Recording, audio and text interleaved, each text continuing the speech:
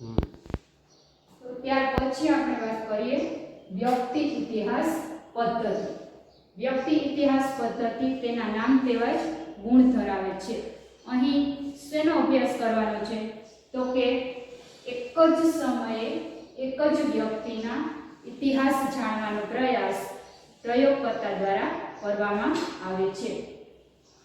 અત્યાર સુધી સમૂહમાં ઉપયોગમાં લઈ શકાય તેવી પદ્ધતિઓની આપણે ચર્ચા કરી, પરંતુ અહીં વ્યક્તિ ઇતિહાસ પદ્ધતિ એ એક જ સમયે એક જ વ્યક્તિનો અભ્યાસ કરવા માટે ઉપયોગમાં લેવામાં આવે છે.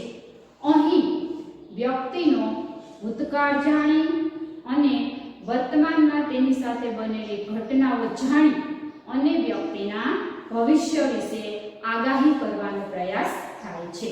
આવું કરતી વખતે કોઈ પણ એક વ્યક્તિની તમામ પ્રકારની કૌટુંબિક, સામાજિક, પર્યાવરણીય અને વ્યક્તિ સાથે બનેલી તરતની એટલે કે તાજેતરની ઘટનાઓનો અભ્યાસ અથવા તો તેની માહિતી લેવાનો પણ સંશોધક દ્વારા પ્રયત્ન કરવામાં આવે છે. તો મિત્રો, વ્યક્તિ ઇતિહાસ પદ્ધતિમાં વ્યક્તિનો ઇતિહાસ જાણવાનો પ્રયાસ થાય છે. હવે આ પદ્ધતિ છે જે એમાં કોઈ પણ પ્રકારનું હસ્તોપયોજન કે પરિવર્તન અભ્યાસક દ્વારા કરવામાં આવતું નથી. એટલે જે કોઈ પણ વ્યક્તિ પોતાનો ઇતિહાસ જણાવે તેના આધારે જ તમામ માહિતીઓ સાથે વ્યક્તિના ભવિષ્ય વિશે, એના વર્તનમાં આગળ જતા કેવું એનું વર્તન બની રહેશે તેનું ભવિષ્ય કથન આ મનોવૈજ્ઞાનિક કરી શકે છે. હવે આ વ્યક્તિ ઇતિહાસ પદ્ધતિનો એક લાભ છે. શું લાભ છે? કે ફક્ત અહીં એક જ વ્યક્તિ વિશે માહિતી મેળવવાની હોવાથી ખૂબ જ ઊંડાણપૂર્વક વ્યક્તિનો અભ્યાસ થઈ શકે છે અને વ્યક્તિના ભૂતકાળ ઉપરથી અને વર્તમાન ઉપરથી તેના ભવિષ્ય વિશેની આગાહી થઈ શકે છે. અહીંયા અન્ય કોઈ પણ બીજી ઘટનાઓ પર અભ્યાસકે પોતાનું ધ્યાન કેન્દ્રિત કરવાનું નથી. એક જ વ્યક્તિ ઉપર પોતાનું ધ્યાન કેન્દ્રિત કરવાનું હોવાથી તે વ્યક્તિની ઝીણવટપૂર્વકની તમામ માહિતી ઊંડાણપૂર્વક અભ્યાસક છે તે મેળવી શકે છે. ત્યાર પછી એની વાત કરીએ તો આ પદ્ધતિની પણ મર્યાદા છે. તો શું મર્યાદા છે મિત્રો? કે આ પદ્ધતિ છે ને તે વર્ણનાત્મક છે. એમાં વ્યક્તિ પોતાના ભૂતકાળની ઘટનાઓને કે અન્ય કોઈ જે ઘટનાઓની એના વર્તન પર અસર છે તેનું વર્ણન કરે છે. એટલે અભ્યાસક પાસે જે માહિતી આવશે તે કેવી હશે? વર્ણનાત્મક. એટલે એ પ્રકારની માહિતીનું કોઈ પણ જાતનું આંકડાકીય વિશ્લેષણ થઈ શકશે નહીં. મનોવિજ્ઞાનમાં પણ આવા જે અભ્યાસો થાય છે તેના પ્રાપ્તાંકો આંકડાકીય રીતે મેળવવામાં આવે છે અને તેની જુદી જુદી આંકડાકીય પદ્ધતિઓ દ્વારા તેનું વર્ગીકરણ કરી અને તેના પરિણામોને આંકડાકીય સ્વરૂપમાં જ પ્રાપ્ત કરવામાં આવે છે, જેથી કરીને પરિણામની વિશ્વસનીયતા સ્થાપી શકાય. પરંતુ અહીં આ વસ્તુ શક્ય નથી, કારણ કે વ્યક્તિ પાસેથી મળતી માહિતી જે છે તે કેવી છે? વર્ણનાત્મક હોવાથી તેને સંખ્યાત્મક સ્વરૂપમાં પરિવર્તિત કરી શકાતી ન હોવાથી અહીં પરિણામ અંગે પૂર્ણ ચોક્કસતા પ્રાપ્ત થઈ શકતી નથી. તો આટલી હતી વ્યક્તિ ઇતિહાસ પદ્ધતિની માહિતી. ત્યાર પછી હવે આપણે ત્રીજી ખૂબ જ મહત્વની કહી શકાય તેવી પ્રયોગ પદ્ધતિ વિશે આપણે ભણવાનું છે. પ્રથમ પ્રકરણમાં આપણે પ્રાયોગિક મનોવિજ્ઞાનમાં આ બાબતની વાત થઈ ગઈ છે. તે પહેલા પણ આપણે જ્યારે મનોવિજ્ઞાનની વ્યાખ્યા ભણતા હતા ત્યારે પણ મનોવિજ્ઞાનની વ્યાખ્યાના એક મુદ્દામાં એ બાબત પણ આવતી હતી કે મનોવિજ્ઞાન એક વિજ્ઞાન છે. તો કઈ રીતે તે વિજ્ઞાન તરીકેનું સ્થાન પામી શક્યું છે? તો આ પ્રયોગ પદ્ધતિને કારણે જ મનોવિજ્ઞાન વિજ્ઞાન તરીકેનો દરજ્જો પ્રાપ્ત કરી શક્યું છે. પ્રયોગ પદ્ધતિ છે તે મનોવિજ્ઞાનનું હાર્દ છે, ખૂબ જ મહત્વનું કહી શકાય તેવું પાસું છે. કારણ કે મનોવિજ્ઞાન પણ માનવી કે પ્રાણીના વર્તનનો અભ્યાસ કરતી વખતે પ્રયોગ પદ્ધતિનો ઉપયોગ કરી અને ખૂબ જ વધુ સારા એટલે કે વિશ્વસનીય પરિણામો પ્રાપ્ત કરવા માટે પ્રયાસ કરે છે. તમને ખ્યાલ જ છે મિત્રો કે પ્રયોગ પદ્ધતિ સૌપ્રથમ મનોવિજ્ઞાનના ક્ષેત્રમાં કોણ લાવ્યું? તો વિલ્હેમ વુન્ટ દ્વારા પ્રયોગ પદ્ધતિ મનોવિજ્ઞાનમાં આવી છે. કારણ કે સૌપ્રથમ વિલ્હેમ વુન્ટે જ 1879માં લીપ્ઝિગ શહેરમાં મનોવૈજ્ઞાનિક પ્રયોગશાળા સ્થાપી. ત્યારથી જ મનોવિજ્ઞાનને વિજ્ઞાન તરીકેનો દરજ્જો પ્રાપ્ત થયો છે. એટલે મનોવિજ્ઞાનને માનવ વર્તનનો વૈજ્ઞાનિક ઢબે અભ્યાસ કરવો હોય તો પ્રયોગ પદ્ધતિનો ઉપયોગ કરવો પડે અને મનોવિજ્ઞાન તે કરી જ રહ્યું છે. એટલા માટે જ માનવ વર્તનના વિશિષ્ટ સિદ્ધાંતો વૈજ્ઞાનિક ઢબે તે શોધી શકે છે. તો આવી જે મનોવિજ્ઞાનનો હાર્દ છે તેવી પ્રયોગ પદ્ધતિની આપણે અત્યારે માહિતી પ્રાપ્ત કરીએ.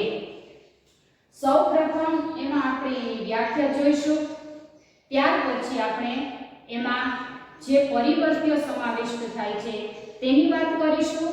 ત્યાર પછી આપણે પ્રયોગનું ઉદાહરણ જોઈશું કે મનોવૈજ્ઞાનિક પ્રયોગ કેવો હોય અને ત્યાર પછી પ્રયોગ પદ્ધતિના પણ લાભો છે અને મર્યાદાઓ પણ છે. તો આ રીતે આપણે આખી પ્રયોગ પદ્ધતિની અહીં ચર્ચા કરીશું. તો સૌપ્રથમ આપણે પ્રયોગની વ્યાખ્યા જોઈએ. પેલી સર્વસામાન્ય વ્યાખ્યા છે કે પ્રયોગ એટલે નિયંત્રિત પરિસ્થિતિમાં કરવામાં આવતું નિરીક્ષણ. જુઓ મિત્રો, અહીં એક બાબત આવી છે નિયંત્રિત પરિસ્થિતિ.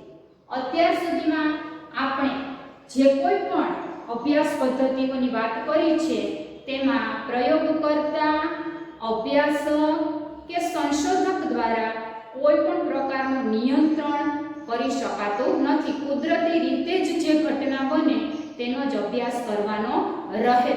પરંતુ પ્રયોગ પદ્ધતિમાં પરિસ્થિતિને નિયંત્રિત કરી અને પ્રયોગકર્તા દ્વારા જે તે ઘટનાનું નિરીક્ષણ કરવામાં આવતું હોવાથી આ પ્રયોગ પદ્ધતિ છે તે નિયંત્રિત પરિસ્થિતિમાં કરવામાં આવતું નિરીક્ષણ છે. ત્યાર પછી બીજી આપણે વ્યાખ્યા જોઈએ તો પ્રયોગ એ હેતુપૂર્વક નક્કી કરેલી શરતોને આધારે ચોક્કસ પરિસ્થિતિ ઉત્પન્ન કરી તેમાં જરૂરી નિયંત્રણો મૂકીને કરવામાં આવેલું નિરીક્ષણ છે. આ વ્યાખ્યા કોણે આપેલી છે? ટિટ્સનર. વુન્ટ અને ટિટ્સનર બંને સાથે જ રચનાવાદના સ્થાપક હતા અને બંનેએ સાથે જ પ્રયોગ પદ્ધતિની હિમાયત કરી છે. તો ટિટ્સનર નામના મનોવૈજ્ઞાનિકે પ્રયોગની જે વ્યાખ્યા આપી છે તે આપણે વ્યવસ્થિત સમજી લઈએ. શું છે પ્રયોગ? હેતુપૂર્વક નક્કી કરેલી શરતોને આધારે પ્રયોગ કરતી વખતે ચોક્કસ કારણની ચોક્કસ પરિણામો પર શું અસર થાય છે તે જાણવું હોય તો હેતુ નક્કી કરવામાં આવે છે કે કયા પ્રકારના પરિણામનો અભ્યાસ કરવો છે. એટલે ચોક્કસ હેતુ હોય ત્યાર પછી એ હેતુ સિદ્ધ થાય તે જ પ્રકારે તેમાં અમુક શરતો પ્રયોગકર્તા દ્વારા નક્કી કરવામાં આવે છે. એટલે કે સૌપ્રથમ કઈ બાબત વિશેનો પ્રયોગ કરવો છે તેનું આયોજન પ્રયોગકર્તા દ્વારા પ્રથમ જ નક્કી કરી લેવામાં આવે છે અને કેવી પરિસ્થિતિનું નિર્માણ કરવું તેના આધારે ચોક્કસ પરિસ્થિતિ ઉત્પન્ન કરશે પ્રયોગકર્તા અને ત્યાર પછી તેમાં જરૂરી નિયંત્રણો પણ મૂકવા પડે. એટલે કે જે ઘટકની પરિણામ ઉપર અસર તપાસવી છે તે ઘટક સિવાયના અન્ય ઘણા પરિબળો હોય કે જેની પરિણામ ઉપર અસર થઈ શકતી હોય ત્યારે એવા અન્ય જેની અસર નથી તપાસવી તેને પ્રયોગની પરિસ્થિતિમાંથી દૂર રાખવા એને કહેવાય નિયંત્રણ. તો આવું જરૂરી નિયંત્રણ મૂકીને જે વૈજ્ઞાનિક નિરીક્ષણ કરવામાં આવે તેને શું કહેવાય? પ્રયોગ પદ્ધતિ. તો પ્રયોગ છે એ નિશ્ચિત ચોક્કસ હેતુ નક્કી કરેલી શરતોના આધારે એવી પરિસ્થિતિનું નિર્માણ કરી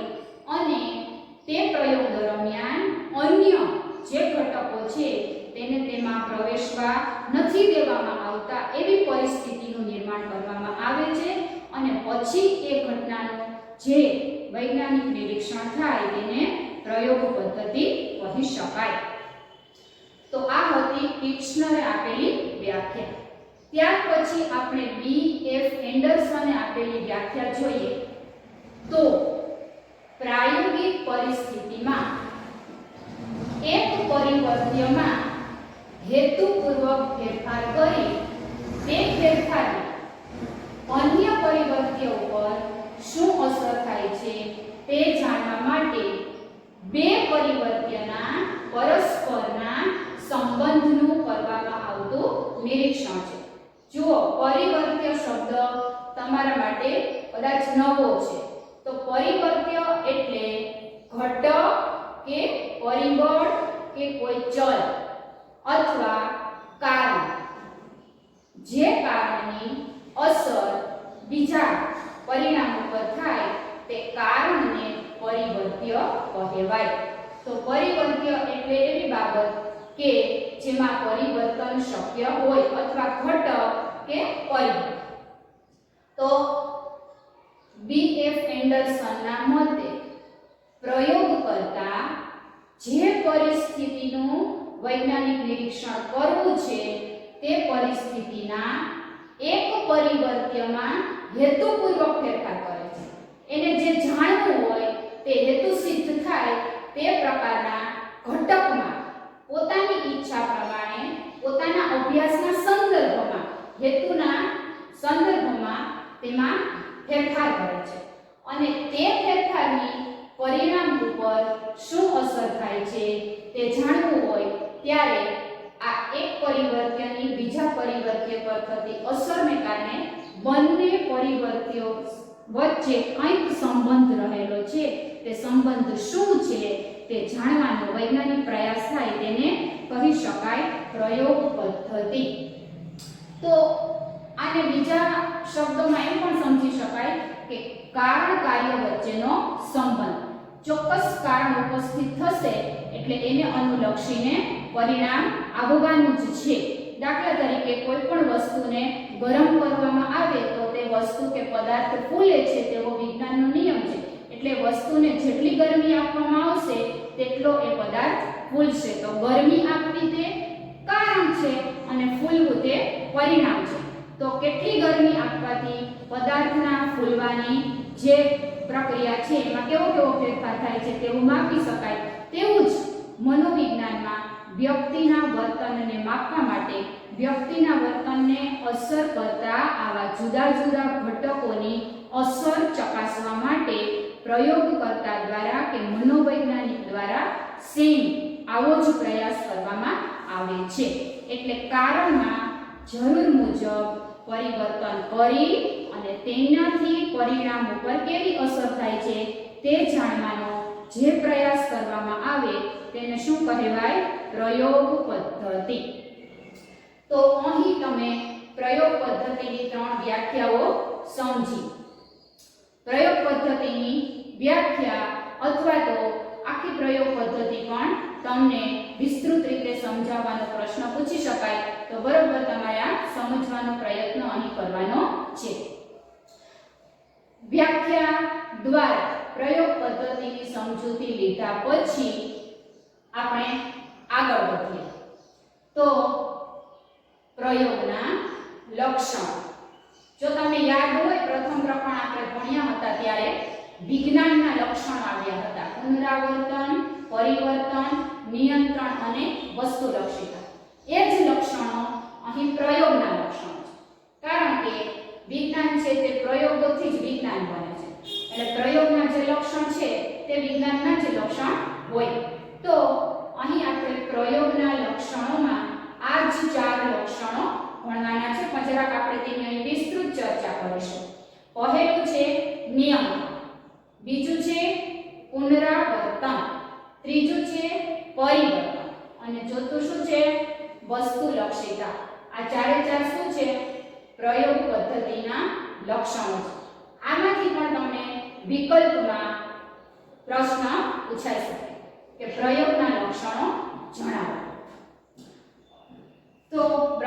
લક્ષણોની ચર્ચા કરીએ આપણે. સૌપ્રથમ આપણે ચર્ચા કરીશું નિયંત્રણ. નિયંત્રણ એટલે શું? તો કે જે પરિવર્ત્ય એટલે હવે તમને સમજાઈ ગયું છે ને. પરિવર્ત્ય એટલે કોઈ પણ એક ઘટક, જે ઘટકની અસર ચકાસવી છે તે ઘટક સિવાયના અન્ય ઘટકોની અસર પ્રયોગમાં પ્રવેશી ન જાય તે ધ્યાન રાખવું. નિયંત્રણ જે છે તે પ્રયોગ પદ્ધતિનું ખૂબ જ મહત્વનું લક્ષણ છે. જો આમાં બરાબર ધ્યાન આપવામાં ન આવે તો પ્રયોગનું પરિણામ ભૂલ ભરેલું પ્રાપ્ત થાય છે. તો નિયંત્રણ એટલે જે ઘટકની અસર ચકાસવી છે તે સિવાયના અન્ય ઘટકોની અસર પ્રાયોગિક પરિસ્થિતિમાં પ્રવેશવી જોઈએ નહીં, તેની સંપૂર્ણ તકેદારી રાખવી. દાખલા તરીકે તમને હું એક ઉદાહરણ આપું કે ઊંઘની ગોળી લેવાથી વ્યક્તિની કાર્યક્ષમતા ઉપર શું અસર થાય છે. એ મનોવૈજ્ઞાનિકે કે પ્રયોગકર્તાએ જાણવું હોય ત્યારે શું કરવું જોઈએ? તો કે જે વ્યક્તિ હંમેશા ઊંઘની ગોળીઓ લે છે એની કાર્યક્ષમતા ઉપર એ ઊંઘની ગોળીની ખાસ અસર નહીં થાય. કારણ શું છે? તો કે ઊંઘની ગોળીથી તેનું જે શરીર છે તે ટેવાઈ ગયું છે. એટલે આવી વ્યક્તિને પ્રયોગપાત્ર તરીકે પસંદ કરવામાં આવશે તો એની ટેવ છે ને એટલે કોઈ ખાસ પરિણામ જોવા મળશે નહીં. પણ જે વ્યક્તિ ક્યારેય ઊંઘની ગોળી ન લેતી હોય એવી વ્યક્તિને જો ઊંઘની ગોળી આપવામાં આવશે તો તેની કાર્ય કરવાની શક્તિ ઉપર શું ફેરફાર થશે, એની શક્તિ ઓછી થઈ જશે કે નહીં તે જાણવું હોય ત્યારે પ્રયોગ કરતા અહીં આ પરિસ્થિતિ ઉપર ચોક્કસ નિયંત્રણ રાખી અને ક્યારેય ઊંઘની ગોળી ન લેતી હોય એવી વ્યક્તિને ઊંઘની ગોળી આપ્યા પછી તેની પાસે કોઈ કાર્ય કરાવવામાં આવે એ કાર્ય એ કેટલું સારી રીતે કરી શકે છે કે નથી કરી શકતો તે જાણવું, એને કહેવાય નિયંત્રિત કરેલી પરિસ્થિતિ. તો મિત્રો, આ રીતે નિયંત્રણ કરવું તે પ્રયોગમાં ખૂબ જ જરૂરી છે, નહીતર ચોક્કસ કારણ અને પરિણામ વચ્ચેનો સંબંધ જાણી શકાશે નહીં. અન્ય કોઈ પરિબળોની અંદર અસર આવી ગઈ હશે તો એક સિદ્ધાંત એવો નહીં સ્થાપી શકાય કે ખરેખર ઊંઘની ગોળી લેવાથી જ વ્યક્તિની કાર્યક્ષમતા ઘટી છે. કારણ કે બીજા કોઈ પણ ચલની અસર પ્રવેશી જાય તો આપેલું પરિણામ છે તે દૂષિત થઈ શકે. ત્યાર પછી આપણે બીજા પ્રયોગના લક્ષણની વાત કરીએ તો એ શું છે? પુનરાવર્તન. આપણે વ્યાખ્યામાં આગળ જોઈ ગયા કે પ્રયોગ કરતા પોતાની ઈચ્છા પ્રમાણે કોઈ પણ એક પરિસ્થિતિમાં કરેલો પ્રયોગ છે એને ફરી પણ થોડા સમય બાદ પણ તેને કરી શકે છે અને બંને પરિણામોની ચકાસણી અહીં થઈ શકે છે.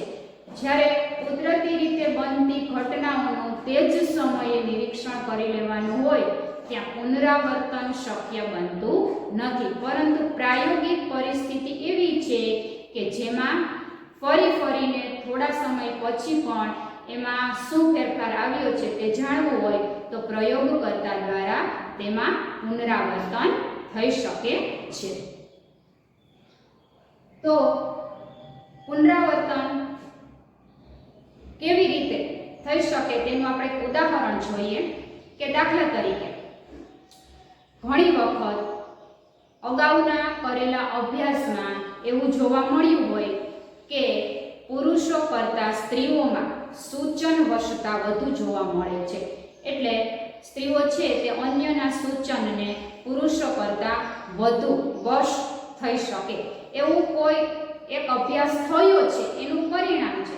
હવે થોડા સમય પછી, દાખલા તરીકે આ અભ્યાસ અગાઉના સમયમાં થયો છે અને હવે અત્યારના સમયમાં આ જ પરિણામ જોવા મળે છે કે નહીં તે ચકાસવું હોય તો ફરીથી કોઈ પણ મનોવૈજ્ઞાનિક કે પ્રયોગકર્તા આવો અભ્યાસ કરી શકે અને પરિણામની સરખામણી અગાઉના પરિણામ સાથે કરી શકે તો કદાચ અત્યારે એને એવું પણ જોવા મળે કે સ્ત્રીઓની સૂચન વશતા પહેલા કરતાં ઘટી છે. તો આવું કેવી રીતે શક્ય બને? જો અહીં આ પુનરાવર્તન કરી શકાતું હોય ને તો જ આ બાબત શક્ય બને. જ્યારે કુદરતી રીતે ઘટતી ઘટનાઓનું કોઈ પણ પ્રકારનું પુનરાવર્તન થઈ શકતું નથી.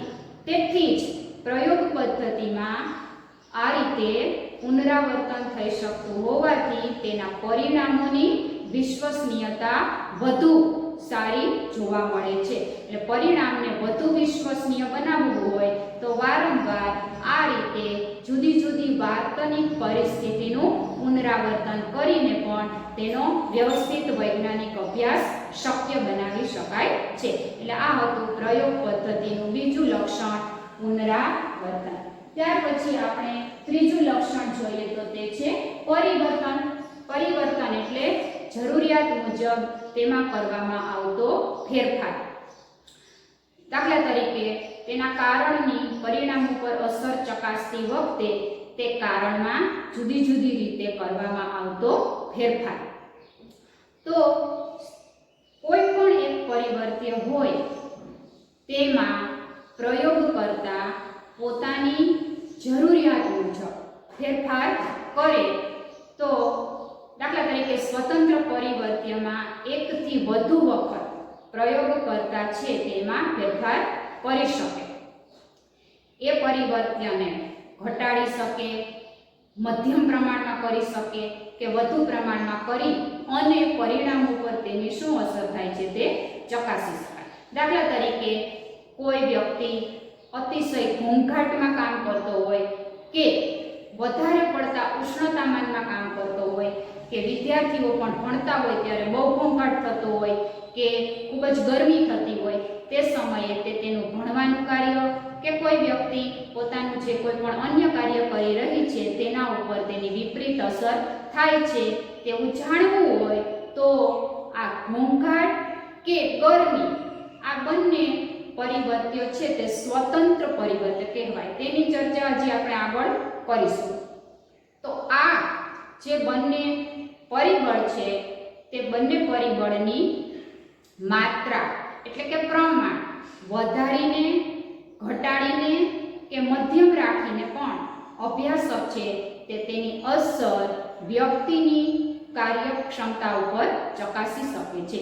ઘોંઘાટનું પ્રમાણ ઓછું કરીને, મીડિયમ કરીને કે વધુ કરીને તેની કાર્યક્ષમતા ઉપર જે કોઈ પણ તફાવત જોવા મળે છે તેનો અભ્યાસ થઈ શકે. તો અહીં પરિવર્તન એ પણ પ્રયોગનું મહત્વનું લક્ષણ છે કે જે કારણની જે પરિણામ ઉપર અસર થાય છે તે કારણના પ્રમાણમાં ફેરફાર કરવામાં આવે તો શું પરિણામ જોવા મળે છે એ પણ ચકાસી શકાય છે. એટલે પરિવર્તન એ પણ પ્રયોગનું મહત્વનું લક્ષણ છે. ત્યાર પછી છેલ્લું લક્ષણ છે વસ્તુલક્ષિતા.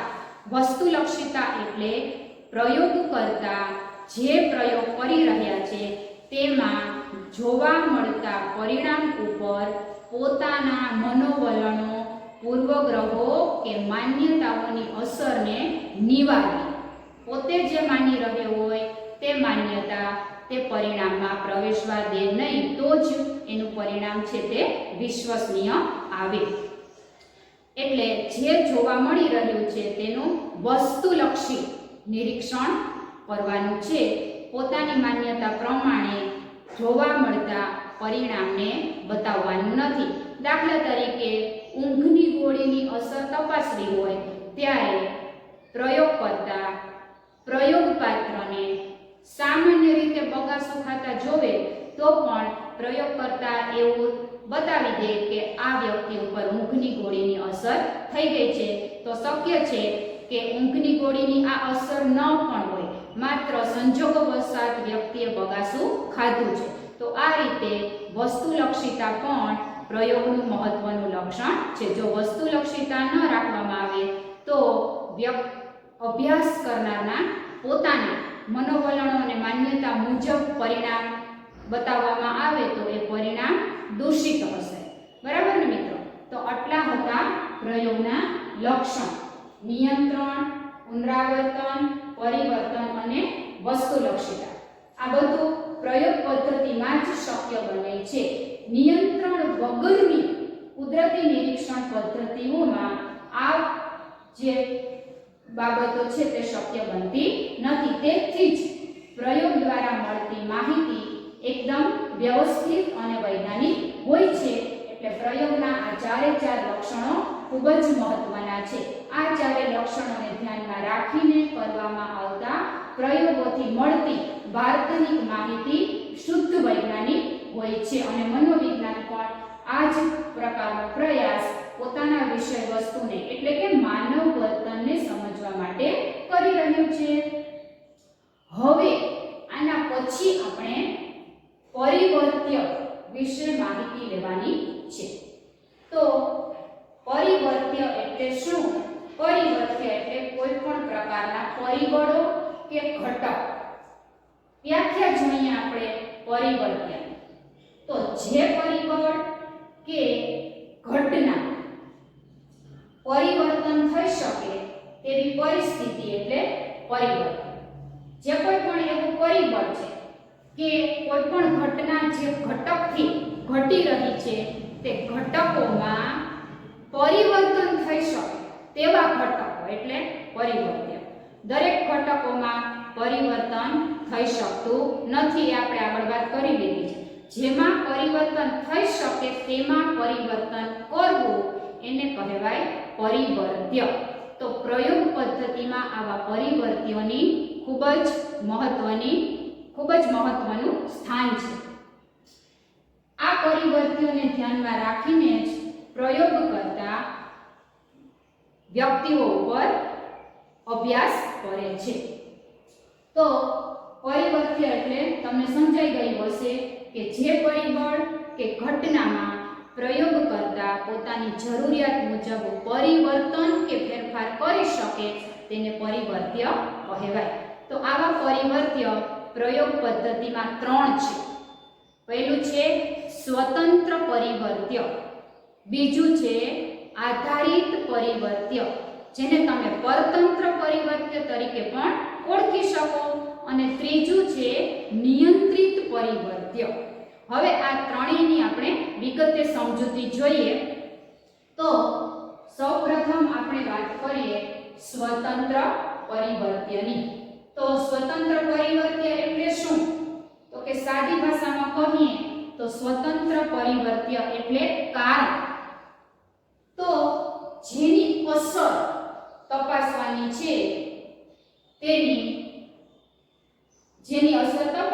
છે તે પરિવર્ત્ય એટલે સ્વતંત્ર પરિવર્ત્ય.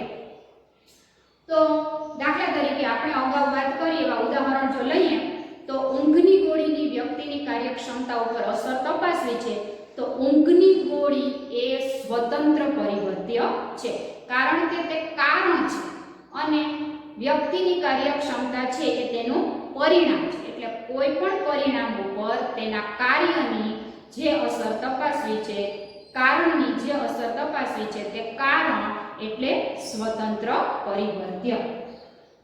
તો આવા સ્વતંત્ર પરિવર્ત્યની અસરને બે રીતે ચકાસી શકાય. તેમાં પ્રથમ કઈ રીતે પ્રયોગ કરતા તેને ચકાસવાનો પ્રયાસ કરી શકે? તો કે કાં તો સ્વતંત્ર પરિવર્ત્યને હાજર રાખી શકે અથવા તો ગેરહાજર રાખીને તેની અસરને ચકાસી શકે. દાખલા તરીકે ઊંઘની ગોળી આપીને કાર્યક્ષમતા પર શું અસર થાય છે તે પણ ચકાસી શકાય, અને ઊંઘની ગોળી ન આપીને કાર્યક્ષમતા કેવી છે તે પણ ચકાસી શકાય. તેથી સ્વતંત્ર પરિવર્ત્યની અસરને ચકાસવા માટે પ્રથમ પ્રયાસ તેને હાજર અથવા ગેરહાજર રાખીને કરવામાં આવે છે. ત્યાર પછી બીજી કઈ રીતે તેની અસરને ચકાસી શકાય, કેવો ફેરફાર કરી શકાય? તો કે તેની માત્રામાં કે તેના પ્રમાણમાં ફેરફાર કરીને પણ તેની અસરને ચકાસી શકાય. દાખલા તરીકે એક વ્યક્તિને એક ઊંઘની ગોળી આપવી, બીજી વ્યક્તિને 2 ઊંઘની ગોળી આપવી, આ રીતે તેની માત્રામાં કે પ્રમાણમાં ફેરફાર કરીને તેની કાર્યક્ષમતા ઉપર શું અસર પડે છે તે જાણી શકાય. તેની કાર્યક્ષમતામાં કેટલો ઘટાડો આવે છે તે જાણી શકાય. તો આ રીતે સ્વતંત્ર પરિવર્ત્ય એટલે કારણ, જે કારણની પરિણામો પર અસર પડે છે તે કારણમાં ફેરફાર કરીને બે રીતે તેની અસરોને ચકાસી શકાય તેવા પરિવર્ત્યને સ્વતંત્ર પરિવર્ત્ય કહે છે. દાખલા તરીકે આલ્કોહોલની વ્યક્તિની યાદશક્તિ ઉપર શું અસર થાય છે તેનો જો અભ્યાસ કરવો હોય તો પ્રથમ પરિસ્થિતિમાં પ્રયોગ કરતા કોઈ પણ એક જૂથને આલ્કોહોલ આપશે અને બીજા જૂથને આલ્કોહોલ આપશે નહીં અને બંનેની યાદશક્તિને માપી અને તેમાં જો તફાવત જોવા મળે છે તો એ એવું સાબિત કરી શકે કે એકને આલ્કોહોલ આપ્યો છે એટલે એની યાદશક્તિ ઘટી ગઈ છે અને બીજા જૂથને આલ્કોહોલ આપવામાં આવેલ નથી એટલે એની યાદશક્તિ ઉપર કોઈ વિપરીત અસર પડી નથી. ત્યાર પછી તેની માત્રામાં જુદો જુદો ફેરફાર કરીને આલ્કોહોલની અસર ચકાસવી હોય તો શું કરી શકાય? તો પ્રયોગ કરતા પોતાની જરૂરિયાત મુજબ 2 કે 3 કે વધુ પણ જૂથ વ્યક્તિઓના પાડી શકે. એક જૂથને 50 મિલી આલ્કોહોલ આપે, બીજા જૂથને 100 મિલી આલ્કોહોલ આપે, ત્રીજા જૂથને 150 મિલી આલ્કોહોલ આપે. આમ જુદા જુદા જૂથને જુદા જુદા પ્રમાણમાં આલ્કોહોલ આપી અને પછી તેની સ્મૃતિ શક્તિને ચકાસવાનો પ્રયાસ કરે અને જો ત્રણેય સ્થિતિમાં યાદશક્તિના પ્રમાણમાં તફાવત જોવા મળ્યો છે તો એ ચોક્કસ રીતે એવો સિદ્ધાંત સ્થાપી શકે કે આલ્કોહોલની અસર વ્યક્તિની સ્મૃતિ ઉપર એટલે કે યાદશક્તિ ઉપર ચોક્કસ પ્રકારે થાય છે. તો મિત્રો, સ્વતંત્ર પરિવર્ત્ય એટલે એવું પરિવર્ત્ય કે પ્રયોગ કરતા તેમાં પોતાના હેતુ પ્રમાણે ચોક્કસ રીતે ફેરફાર કરી શકે, તેને હાજર રાખી શકે કે ગેરહાજર રાખીને કાર્ય અને કારણનો ચોક્કસ સંબંધ સ્થાપિત કરી શકે. ત્યાર પછી બીજું પરિવર્ત્ય છે આધારિત પરિવર્ત્ય, જેને આપણે પરતંત્ર પરિવર્ત્ય પણ કહી શકીએ. તો સ્વતંત્ર પરિવર્ત્યની સીધી અસર જેના ઉપર પડે છે તે એટલે કે જોવા મળતું પરિણામ. કારણ એટલે સ્વતંત્ર પરિવર્ત્ય અને એક કારણનું જે પરિણામ જોવા મળે તેને આપણે આધારિત પરિવર્ત્ય કહીશું. કારણ કે સ્વતંત્ર પરિવર્ત્ય ઉપર આ સ્થિતિ આધારિત હોય છે એટલે એને આધારિત પરિવર્ત્ય કહેવાય છે. અહીં એક વાત ખાસ મહત્વની છે કે સ્વતંત્ર પરિવર્ત્યમાં પ્રયોગ કરતા ફેરફાર કરી શકતો, પણ અહીં આધારિત પરિવર્ત્યમાં પ્રયોગ કરતા કોઈ પણ પ્રકારના ફેરફાર કરી શકતો નથી. કારણ કે આધારિત પરિવર્ત્ય એ શું છે? પ્રાપ્ત થયેલું પરિણામ છે. એટલે સ્વતંત્ર પરિવર્ત્યની સીધી અસરથી જે પરિણામ ઉત્પન્ન થાય તેને કહેવામાં આવશે આધારિત પરિવર્ત્ય. તો આધારિત પરિવર્ત્યમાં પ્રયોગકર્તા દ્વારા કોઈ પણ પ્રકારનો ફેરફાર થઈ શકતો નથી. આગળનું જ આપણે ઉદાહરણ લઈએ તો આપણે વાત કરી હતી કે ઘોંઘાટને કારણે વ્યક્તિની કાર્યક્ષમતા ઉપર અસર પડે છે. તો અહીં કાર્યક્ષમતા જે છે તે આધારિત પરિવર્ત્ય છે અને ઘોંઘાટ છે તે સ્વતંત્ર પરિવર્ત્ય છે. ઘોંઘાટ વધુ કે ઓછો હશે તે પ્રકારે વ્યક્તિની કાર્યક્ષમતા પણ વધુ કે ઓછી હશે. એવું જ આલ્કોહોલની અસર વધશે તો વ્યક્તિની સ્મૃતિ શક્તિ ઘટશે. તો અહીં વ્યક્તિની સ્મૃતિ શક્તિ જે છે તે આધારિત પરિવર્ત્ય છે, એ પરિણામ છે. જેટલો સ્વતંત્ર પરિવર્ત્યમાં ફેરફાર થશે એટલો જ આધારિત પરિવર્ત્યમાં પણ એટલે કે પરિણામમાં પણ ફેરફાર થશે. તો તમને સમજાઈ ગયું હશે આધારિત પરિવર્ત્ય એટલે શું. જે પરિણામ જોવા મળે છે તે આધારિત પરિવર્ત્ય છે. ત્યાર પછી આપણે ત્રીજા મહત્વના પરિવર્ત્યની વાત કરીએ તો ત્રીજું પરિવર્ત્ય છે નિયંત્રિત પરિવર્ત્ય. નિયંત્રિત પરિવર્ત્ય કોને કહેવામાં આવશે? આપણે આગળ પણ આની ચર્ચા કરી છે જો તમને યાદ હોય તો. કારણ કે નિયંત્રણ છે તે અહીં પ્રયોગનું પ્રથમ લક્ષણ, મહત્વનું લક્ષણ બતાવેલું છે. જો નિયંત્રણ કરવામાં નહીં આવે તો પ્રાયોગિક ભૂલ સર્જાવાનો ભય રહે છે અને પરિણામ દૂષિત થશે. માટે નિયંત્રિત પરિવર્ત્યો વિશેની માહિતી ચોક્કસ પ્રકારે પ્રયોગકર્તા પાસે હોય તો જે પ્રયોગ એ કરશે તેના વધુ પરિણામો જે છે તે વિશ્વસનીય આવશે. તો જોઈએ તો નિયંત્રિત પરિવર્ત્ય એટલે શું? તો કે સ્વતંત્ર પરિવર્ત્ય એટલે કે જે ઘટકની અસર પરિણામ ઉપર ચકાસવી છે તે ઘટક સિવાયના અન્ય જે પરિવર્ત્યો પરિણામો પર અસર કરતા હોય તેને આ પ્રાયોગિક પરિસ્થિતિમાંથી દૂર રાખવા, એ પરિવર્ત્યોની અસરનું નિયંત્રણ કરવું. દાખલા તરીકે જુદી જુદી ઉંમરની વ્યક્તિઓની બુદ્ધિશક્તિ કે બુદ્ધિ આંક વધુ હોય છે તો વ્યક્તિની બુદ્ધિ ઉપર ચોક્કસ પ્રકારની દવાની અસર ચકાસવી હોય ત્યારે એ દવાની અસર સિવાય પણ ઘણા બધા એવા પરિબળો છે જેમાં વ્યક્તિની ઉંમર હોય, વ્યક્તિનું શૈક્ષણિક સ્તર હોય, વ્યક્તિની સામાજિક આર્થિક સ્થિતિ હોય, આ બધું એના ઉપર અસર કરતું હોય છે. પરંતુ કોઈ ચોક્કસ દવા લેવાથી વ્યક્તિની બુદ્ધિશક્તિ વધુ ખીલે છે એવું જો જાણવું હોય તો દવાની જ અસર એની બુદ્ધિશક્તિ ઉપર જોવા મળે તે રીતનો અભ્યાસ કરવો પડે. એ સિવાયના જે ઘટકોની અસર તેની બુદ્ધિશક્તિ ઉપર થઈ જતી હોય તે બધા જ ઘટકોની અસર નિવારવાનો પ્રયોગ કરતા પ્રયાસ કરે છે. આવું કઈ રીતે થઈ શકે? તો કે જુદી જુદી ઉંમર, જુદી જુદી શૈક્ષણિક લાયકાત, જુદું જુદું સામાજિક આર્થિક સ્તર, આ બધું મિક્સ ન થઈ જાય, ભેગું ન થઈ જાય એટલા માટે પ્રયોગકર્તા દ્વારા એવા જ પ્રયોગ પાત્રો પસંદ કરવામાં આવે છે કે જે બીજી બધી અન્ય રીતે સમાન હોય, એને જ આ પ્રકારની દવા આપી અને એની બુદ્ધિશક્તિનું માપન કરવામાં આવે છે.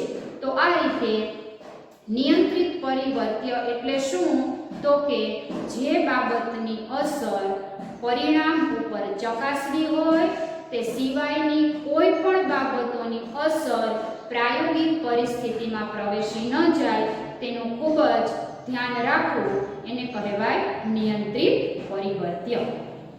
તો મિત્રો, 3 પરિવર્ત્યોની આપણે વાત કરી તો હવે તમને બરાબર ખ્યાલ આવી ગયો હશે કે સ્વતંત્ર પરિવર્ત્ય એટલે કારણ, આધારિત પરિવર્ત્ય એટલે પરિણામ અને નિયંત્રિત પરિવર્ત્ય એટલે શું?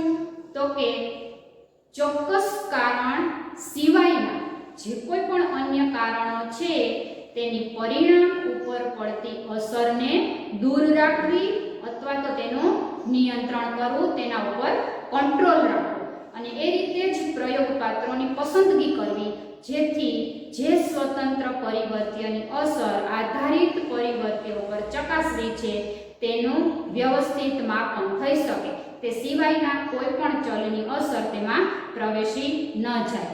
બરાબર છે ને વિદ્યાર્થી મિત્રો? સમજાય છે ને તમને? તો આટલા પ્રયોગના 3 પરિવર્ત્યો વિશે માહિતી મેળવી લીધા પછી આપણે એક સરસ મજાના પ્રયોગનું અહીં ઉદાહરણ જોઈશું કે પ્રયોગ છે તે કેવો હોઈ શકે. દાખલા તરીકે આપણે એક બાબતનો અભ્યાસ કરવો છે કે થિયામીન નામની એક દવા છે, રસાયણ છે જેનું વ્યક્તિની બુદ્ધિશક્તિ ઉપર અસર થાય છે. આપણે એવો અભ્યાસ કરવો છે કે થિયામીન આપવાથી વ્યક્તિની બુદ્ધિશક્તિ વધે છે તો થિયામીનની બુદ્ધિશક્તિ ઉપર થતી અસર એવો પ્રાયોગિક અભ્યાસ કરવો હોય તો અહીં થિયામીનની અસર ચકાસવી છે. એટલે થિયામીન જે છે તે સ્વતંત્ર પરિવર્ત્ય છે, બુદ્ધિશક્તિ છે તે આધારિત પરિવર્ત્ય છે. કારણ કે થિયામીનની અસર, થિયામીનની વધઘટ કે થિયામીનની હાજરી કે ગેરહાજરી બંનેની બુદ્ધિશક્તિ ઉપર અસર થાય છે. એટલે બુદ્ધિશક્તિ જે છે તે આધારિત પરિવર્ત્ય છે અને અહીં બુદ્ધિશક્તિ ઉપર અસર કરતા થિયામીન સિવાયના ઘટકોને નિયંત્રિત કરવાના છે. થિયામીન છે તે સ્વતંત્ર પરિવર્ત્ય છે, એટલે કે કારણ છે, અને તેના કારણે બુદ્ધિ શક્તિમાં શું ફેરફાર થાય છે તે ચકાસે છે. એટલે બુદ્ધિ શક્તિ છે તે આધારિત પરિવર્ત્ય છે, અને થિયામીન સિવાયના કોઈ પણ ઘટકો છે એને પ્રયોગકર્તાએ પ્રાયોગિક પરિસ્થિતિમાંથી દૂર રાખવાના છે. જેવા કે જુદી જુદી ઉંમર, શૈક્ષણિક લાયકાત, સામાજિક આર્થિક સ્તર, આ બધું વિભિન્ન હોય તો બુદ્ધિ શક્તિ ઉપર તેની પણ અસર થતી હોય. તો થિયામીન સિવાયના અન્ય પરિબળોની અસર બુદ્ધિ શક્તિ પર ન થાય તેવો પ્રયોગ કરવો હોય તો કઈ રીતે કરી શકાય? તો મિત્રો, પ્રયોગકર્તા દ્વારા બે જૂથ પસંદ કરવામાં આવે, જેમાં એકને કહેવાય પ્રાયોગિક જૂથ અને બીજાને કહેવાય નિયંત્રિત જૂથ. પ્રાયોગિક જૂથને થિયામીન એટલે કે સ્વતંત્ર પરિવર્ત્ય આપવામાં આવશે, અને નિયંત્રિત જૂથ જેને થિયામીન એટલે કે આ જે સ્વતંત્ર પરિવર્ત્ય છે તેને આપવામાં આવશે નહીં, અને અન્ય બધી જ આપણે આગળ વાત કરી તે ઘટકોને બધી રીતે સમાન ગુણ લક્ષણો ધરાવતા બંને જૂથ પસંદ કરવામાં આવશે. અને એક પ્રાયોગિક જૂથને સૌપ્રથમ તેની બુદ્ધિનું માપન કરી લેવામાં આવશે, ત્યાર પછી ચોક્કસ સમયગાળા માટે થિયામીનની દવા તેને આપવામાં આવશે, કારણ કે તાત્કાલિક એની અસર ન દેખાઈ શકે, માટે 5-6 મહિના એક જૂથને થિયામીન આપવામાં આવે અને પછી તેની બુદ્ધિ શક્તિને ફરીથી માપવામાં આવે. તો અગાઉના બુદ્ધિઆંક કરતાં અત્યારના બુદ્ધિઆંકમાં જો તફાવત મળે તો તેમ કહી શકાય કે આ બુદ્ધિ શક્તિમાં આવેલો જે તફાવત છે તે થિયામીનની અસરને કારણે આવેલો છે. અને નિયંત્રિત જૂથને આ પ્રકારનું આ જે થિયામીન છે તે પરિવર્ત્ય તેને આપવામાં આવતું નથી, તો તેને કારણે તેની બુદ્ધિ શક્તિમાં શું ફેરફાર થયો તે પણ જાણી અને બેયની તુલના કરી અને આ રીતે પ્રયોગનું પરિણામ આપી શકાય છે કે બુદ્ધિ શક્તિ પર થિયામીનની અસર શું થાય છે. અને થિયામીન સિવાયના બીજા અન્ય ઘટકોને ખાસ નિયંત્રિત કરવાના છે, જેથી બુદ્ધિ શક્તિ પર જે અસર પડી છે તે માત્ર થિયામીનની જ છે તેવું કહી શકાય, અન્ય કોઈ પરિવર્ત્યોની અસર તેમાં નથી તેવું વિશ્વસનીય પરિણામ આપવું હોય તો આ રીતે પ્રયોગ થઈ શકે. તો મિત્રો, આટલી હતી પ્રયોગ પદ્ધતિ, જેમાં આપણે પ્રયોગ પદ્ધતિની સંપૂર્ણ વિગતે ચર્ચા કરી લીધી છે. તો જેમ અન્ય પદ્ધતિઓના લાભ અને મર્યાદાઓ છે, તો પ્રયોગ પદ્ધતિના પણ લાભ અને મર્યાદાઓ છે, કારણ કે અહીં પણ થોડીક મર્યાદાઓ જે છે તે પ્રવેશી જાય છે. તો આપણે સૌપ્રથમ તેના લાભ અને મર્યાદાઓની વાત કરીએ તો લાભ શું છે પ્રયોગ પદ્ધતિનો? તો કે પહેલો એનો લાભ છે કે અહીં પ્રયોગકર્તા દ્વારા સંપૂર્ણ નિયંત્રણ શક્ય બને છે. તેથી ચોક્કસ સ્વતંત્ર પરિવર્ત્યની અસરને શુદ્ધતાથી ચકાસી શકાય છે. પ્રયોગકર્તા પોતાની રીતે પરિસ્થિતિ ઉપર નિયંત્રણ રાખી શકે છે. એને કારણે જે સ્વતંત્ર પરિવર્ત્યની અસર ચકાસવી હોય તેની જ અસરને શુદ્ધતાથી ચકાસી શકાય છે, અન્ય અસરોને નિવારી શકાય છે. તો આ એનો પહેલો લાભ છે. બીજા એના લાભની વાત કરીએ તો પ્રયોગમાં વારંવાર પુનરાવર્તન થઈ શકે છે. એક પ્રયોગ જે કરેલો છે એવો જ પ્રયોગ થોડા સમય પછી પણ એના પરિણામોની વિશ્વસનીયતા ચકાસવા માટે કરવો હોય તો થઈ શકે છે. એટલે પ્રયોગમાં પુનરાવર્તન શક્ય હોવાથી જો કોઈ બાબત એક વખત ચકાસવાની રહી ગઈ હોય તો ફરીથી તેનું પુનરાવર્તન કરીને અથવા તો વધુ સારા વિશ્વસનીય પરિણામો પ્રાપ્ત થાય તેવા હેતુથી વારંવાર પ્રયોગ કરતા તે પરિસ્થિતિ ઉત્પન્ન કરી અને પ્રયોગ કરી શકે છે. એટલે પુનરાવર્તન થવાથી ઝીણવટ ભરેલી માહિતી મળે છે, તેનો બીજો લાભ છે. ત્રીજા લાભની વાત કરીએ તો પ્રયોગ કરતા અહીં પોતાની રીતે સ્વતંત્ર પરિવર્ત્યમાં હસ્તોપયોજન એટલે કે ફેરફાર કરી અને પરિણામ ઉપર થતી અસરને ચકાસી શકે છે. એટલે અહીં જે છે પરિવર્તન શક્ય છે. ત્યાર પછી આપણે ચોથા લાભની વાત કરીએ તો પ્રાયોગિક પરિણામો જે મળે છે તે સંખ્યાત્મક મળે છે, એટલે તેનું આંકડાકીય વિશ્લેષણ અને અર્થઘટન શક્ય છે. દાખલા તરીકે આપણે આગળ વાત કરી કે થિયામીન આપવાથી બુદ્ધિ આંકમાં ફેરફાર થાય છે કે નહીં, તો બુદ્ધિ આંક એટલે કે બુદ્ધિનું માપન કરવા માટે વિવિધ પ્રકારની કસોટીઓ છે. એ કસોટીઓનું ગુણાંકન થઈ શકે છે, એટલે આંકડામાં એનું પરિણામ પ્રાપ્ત થાય છે. એટલે આવા આંકડાકીય માહિતી જે મળે છે તેનું વિશ્લેષણ કરવામાં બહુ સરળતા રહે છે. એટલે પ્રયોગ પદ્ધતિનો આ એક લાભ છે કે અહીંયા વર્ણનાત્મક નહીં પણ સંખ્યાત્મક માહિતી મળતી હોવાથી તેનું વિશ્લેષણ કરવામાં ઘણી બધી સરળતા રહે છે અને તેની વિશ્વસનીયતા પણ જળવાય છે. તો આ 4 લાભો પ્રયોગ પદ્ધતિના છે. જે અન્ય આપણે આગળ વાત કરી તે નિરીક્ષણ પદ્ધતિમાં આ લાભો પ્રાપ્ત નથી થતા, પરંતુ આટલા લાભો હોવા છતાંય પ્રયોગ પદ્ધતિની પણ મર્યાદાઓ છે. તો પહેલી મર્યાદાની આપણે જો વાત કરીએ તો કોઈ પણ પ્રયોગ પાત્રને એવો ખ્યાલ આવી જાય કે મારા વર્તનનું કોઈક નિરીક્ષણ કરવામાં આવી રહ્યું છે. જો એવો ખ્યાલ આવી જશે તો એના વર્તનમાં સાચું નહીં પણ સારું જોવા મળવા લાગશે, એટલે કે એની અંદર કૃત્રિમતા આવી જવાની શક્યતાઓ છે. તો આ એની મર્યાદા છે. ત્યાર પછી બીજી મર્યાદાની વાત કરીએ તો મનોવિજ્ઞાનનું વિષય વસ્તુ જીવંત એકમ એટલે કે માનવી કે પ્રાણી છે. તો પ્રયોગપાત્ર એટલે કે માનવીનો યોગ્ય સહકાર મળે તો જ આ પ્રયોગ છે તે વધારે વ્યવસ્થિત રીતે અને સારી રીતે થઈ શકે. જો માનવીનો સહકાર ન મળે તો માહિતી બરાબર પ્રાપ્ત થતી નથી.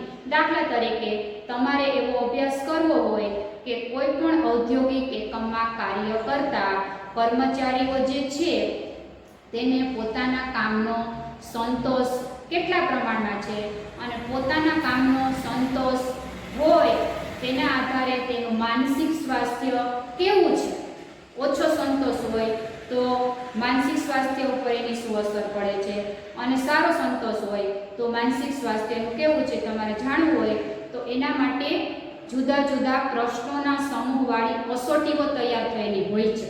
ટૂંકમાં વ્યક્તિના જુદા જુદા ગુણ લક્ષણોને માપવા માટે આંકડાકીય પરિણામ આપી શકે તેવી કસોટીઓ તૈયાર થયેલી છે. તો વ્યક્તિનો જે ગુણ લક્ષણ તમારે માપવું હોય તેની એને કસોટી આપી અને તેના ઉપર આપણે માહિતી મેળવવાની હોય છે. તો એ કસોટીના જવાબ વ્યક્તિએ જેનો ઉપર આપણે અભ્યાસ કરીએ છીએ તેણે આપણને લખીને કે ટીક માર્ક કરીને આપવાના હોય છે. પણ જો વ્યક્તિઓ આ કસોટીઓ ભરવા તૈયાર ન થાય, સમય જે આપણે આપ્યો હોય તે સમય મર્યાદામાં ભરીને આપે નહીં, તો જે માહિતી આપણે મેળવવી છે તે મળી શકે નહીં. એટલે જો અહીં માનવીનો સહકાર મળે તો પ્રાયોગિક કાર્ય સારી રીતે થઈ શકે છે. ત્યાર પછી ત્રીજી એની મર્યાદા એ છે કે કોઈ નૈતિક બાબતો હોય, નીતિમત્તાની દ્રષ્ટિએ કે કાયદાકીય બાબત હોય કે અન્ય કોઈ એવી સામાજિક બાબતો હોય તો એમાં પ્રયોગ કરતા છે એને પ્રયોગ કરવો હોય તો અમુક બાબતો એવી છે કે જે એને પ્રયોગ કરવામાં બંધન કરતા થઈ શકે. તો આવી બાબતોનો અભ્યાસ પ્રયોગ કરતા કરી શકતા નથી. તો આટલી હતી તે છે પ્રયોગ પદ્ધતિની મર્યાદાઓ હતી. તો અહીં આપણી પ્રયોગ પદ્ધતિ પૂર્ણ થાય છે. તો મિત્રો ચોથી છે પ્રશ્નાવલી પદ્ધતિ. પ્રશ્નાવલી પદ્ધતિ જે છે તે સંશોધન માટે માહિતી એકત્રિત કરવાના અન્ય સાધનોની સરખામણીમાં ખૂબ જ સરળ, સસ્તું અને ઘણા સંશોધકોને પ્રિય એવું સાધન છે. પ્રશ્નાવલી પદ્ધતિ એટલે કોઈ પણ ચોક્કસ હેતુના સંદર્ભમાં માહિતી એકત્રિત કરવા માટે રચેલા પ્રશ્નોની હારમાળા કે પ્રશ્નોની યાદી. પ્રશ્નાવલી, પ્રશ્ન આવલી એટલે હારમાળા. તો જેની અંદર એક બે પ્રશ્નો નહીં પણ જે વર્તનના પાસાનું માપન કરવું છે તે પાસાને માપતા ઘણા બધા તાર્કિક પ્રશ્નો એક સાથે સુસંગત રીતે સંકળાયેલા હોય તેવી પ્રશ્નોની યાદી એટલે પ્રશ્નાવલી.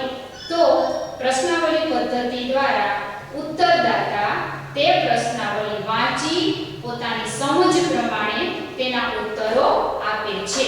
તો પ્રશ્નાવલી પદ્ધતિની આપણે વ્યાખ્યા જોઈએ. તો પ્રશ્નાવલી એટલે શું? તો પ્રશ્નાવલી એટલે નિશ્ચિત સમસ્યા માટે ચોક્કસ માહિતી એકત્રિત કરવાના હેતુથી તૈયાર કરવામાં આવેલો પ્રશ્નોનો સમૂહ. જુઓ મિત્રો, અહીં ગમે તે પ્રશ્નો પૂછવાના નથી. અહીં નિશ્ચિત સમસ્યા માટે સંશોધક વ્યક્તિના વર્તનની કોઈ પણ સમસ્યાને જાણવા ઈચ્છે છે તો જે સમસ્યાને જાણવા ઈચ્છે છે તે સમસ્યાને અનુરૂપ ચોક્કસ પ્રકારની માહિતી એકત્રિત થઈ શકે તેવા પ્રશ્નો રચી અને જે પ્રશ્નોનો સમૂહ તૈયાર કરવામાં આવે તેને કહેવાય પ્રશ્નાવલી. તો મિત્રો, આ પ્રશ્નાવલી જે છે તે વ્યક્તિના વર્તનના જુદા જુદા પાસાઓની માહિતી એકત્રિત કરવા માટે પણ રચી શકાય, અથવા તો વ્યક્તિની કોઈ સમસ્યાઓ હોય તો એ સમસ્યાઓની માહિતી પ્રાપ્ત કરવા માટે પણ સંશોધક એના માટે જુદા જુદા તે જ પ્રકારની માહિતી પ્રાપ્ત થાય તેવા તાર્કિક પ્રશ્નોની રચના કરે છે અને તેના દ્વારા ઉત્તરદાતા પાસેથી માહિતી એકત્રિત કરી અને તેના વર્તનના પાસાની સમજૂતી પ્રાપ્ત કરે છે. તો આવી પ્રશ્નાવલી જે છે તે સંશોધક દ્વારા રચાયેલી હોય છે અને સંશોધક ઉત્તરદાતા પાસેથી તેની માહિતી મેળવે છે. ઉત્તરદાતા બરાબર સમજી વિચારી અને પોતાના મંતવ્ય પ્રમાણે તેના ઉત્તર આપે છે. હવે જો શક્ય હોય તો સંશોધક ઉત્તરદાતા પાસે જઈને રૂબરૂ પણ પ્રશ્નાવલી ભરાવી શકે, અને જો આવું શક્ય ન હોય તો ઉત્તરદાતાને ટપાલ દ્વારા પણ પ્રશ્નાવલી પહોંચતી કરી અને ભરાવી અને પરત મેળવી શકે. અત્યારના આધુનિક ટેકનોલોજીના યુગમાં તો આપણે સૌ જાણીએ છીએ તે મુજબ મોબાઈલમાં, વોટ્સએપમાં પણ આવી પ્રશ્નાવલીઓ તમે કોઈને પહોંચાડી શકો અને તેના જવાબો કે માહિતી તમે ઘરે બેઠા જ પ્રાપ્ત કરી શકો. તો મિત્રો, આ પ્રશ્નાવલી પદ્ધતિ જે છે તે અન્ય પદ્ધતિઓથી માહિતી મેળવવાની તુલનાએ ઘણી સરળ છે અને ઘણી સસ્તી પણ છે, કારણ કે એક સાથે પ્રશ્નાવલીઓને છપાવી શકાય છે અને એક સાથે જ સમૂહમાં તેનું વિતરણ કરી શકાય છે અને માહિતી પ્રાપ્ત કરી શકાય છે. હવે આ પ્રશ્નાવલી પદ્ધતિ જે છે તેમાં કેવા પ્રશ્નો હોવા જોઈએ? તો કે તેમાં જે પ્રશ્નો હોય તે એકદમ મુદ્દાસર હોવા જોઈએ, સ્પષ્ટ હોવા જોઈએ, પછી ઉત્તરદાતાને કોઈ પણ પ્રકારનું દિશા સૂચન કરતા ન હોવા જોઈએ એવા પ્રશ્નો હોય અને એ પ્રશ્નો પણ તાર્કિક ક્રમમાં ગોઠવેલા હોવા જોઈએ. જે સમસ્યાને જાણવાની અહીંયા પ્રયાસ કરવામાં આવી રહ્યો છે તે સમસ્યાને જાણી શકાય તેવા તાર્કિક ક્રમમાં પ્રશ્નો ગોઠવીને સુસંગત રીતે પ્રશ્નાવલી રચવાની છે. આવા જે પ્રશ્નોનો સમૂહ છે તેના ઉપરથી ઉત્તરદાતા જે કોઈ પણ માહિતી આપશે તેનો અભ્યાસ કરી અને સંશોધક તેના વિશેની માહિતી એકત્રિત કરી શકશે. તો પ્રશ્નાવલી પદ્ધતિ જે છે તે આ રીતે ઘણા બધા સંશોધકોનું પ્રિય સાધન છે કોઈ પણ પ્રકારની માહિતી એકત્રિત કરવા માટે. ત્યાર પછી મિત્રો, આપણે પ્રશ્નાવલીના પ્રકારો જોવાના છે. આ પ્રશ્નાવલીના પ્રકારો કોના આધારે પડેલા છે? તો કે પ્રશ્નાવલીઓ પણ જુદા જુદા પ્રકારની રચી શકાય છે અથવા તો રચવામાં આવે છે. તો કે પ્રશ્નોનું સ્વરૂપ કેવું છે પ્રશ્નાવલીમાં, તેના આધારે પ્રશ્નાવલીના પ્રકારો પાડવામાં આવે છે. તો અહીં આપણે બે પ્રકારની વાત કરીશું. પહેલો પ્રકાર છે પ્રશ્નાવલીનો બંધ પ્રશ્નાવલી. બંધ પ્રશ્નાવલીને બીજી સાંકેતિક પ્રશ્નાવલી અથવા તો સીમિત પ્રશ્નાવલી પણ કહી શકાય. હવે મિત્રો, આને સમજી લઈએ આપણે કે બંધ પ્રશ્નાવલી એટલે શું. તો કે આ પ્રશ્નાવલીમાં આપેલા વિકલ્પોમાંથી જ અથવા તો ખરું લાગે તો ખરું અને ખોટું લાગે તો ખોટું તેવા હેતુલક્ષી પ્રશ્નો હોય છે. એટલે અહીંયા બંધ પ્રશ્નાવલી છે, તેમાં ઉત્તરદાતા પોતાની રીતે આપેલા જવાબોમાંથી પસંદ કરવા સિવાયના કોઈ પણ પ્રકારથી જવાબો આપી શકતો નથી. એટલે આવી પ્રશ્નાવલીને આપણે હેતુલક્ષી પ્રશ્નાવલી કહી શકીએ કે તેમાં નક્કી કરેલા નિશ્ચિત પ્રકારના ઉત્તરોમાંથી જ ઉત્તરદાતાને જે જવાબ યોગ્ય લાગે તે તેને આપવાનો હોય છે, તો એને કહેવાય બંધ પ્રકારની પ્રશ્નાવલી.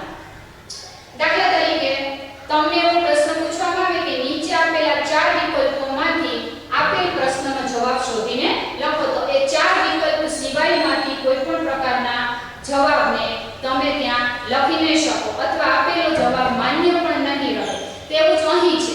જુદા જુદા પ્રકારની પ્રશ્નાવલીઓ હેતુલક્ષી રીતે રચવામાં આવતી હોય ત્યાં જે રીતે જવાબ આપવાના સૂચન કરેલું હોય તે જ રીતે જવાબ આપવા પડતા હોય તેને કહેવાય બંધ પ્રશ્નાવલી. એમાં ઉત્તરદાતા કોઈ પણ પ્રકારની વર્ણનાત્મક માહિતી આપી શકતો નથી. ત્યાર પછી બીજી પ્રશ્નાવલીની આપણે વાત કરીએ તો તે છે મુક્ત પ્રશ્નાવલી. મુક્ત એટલે કેવી?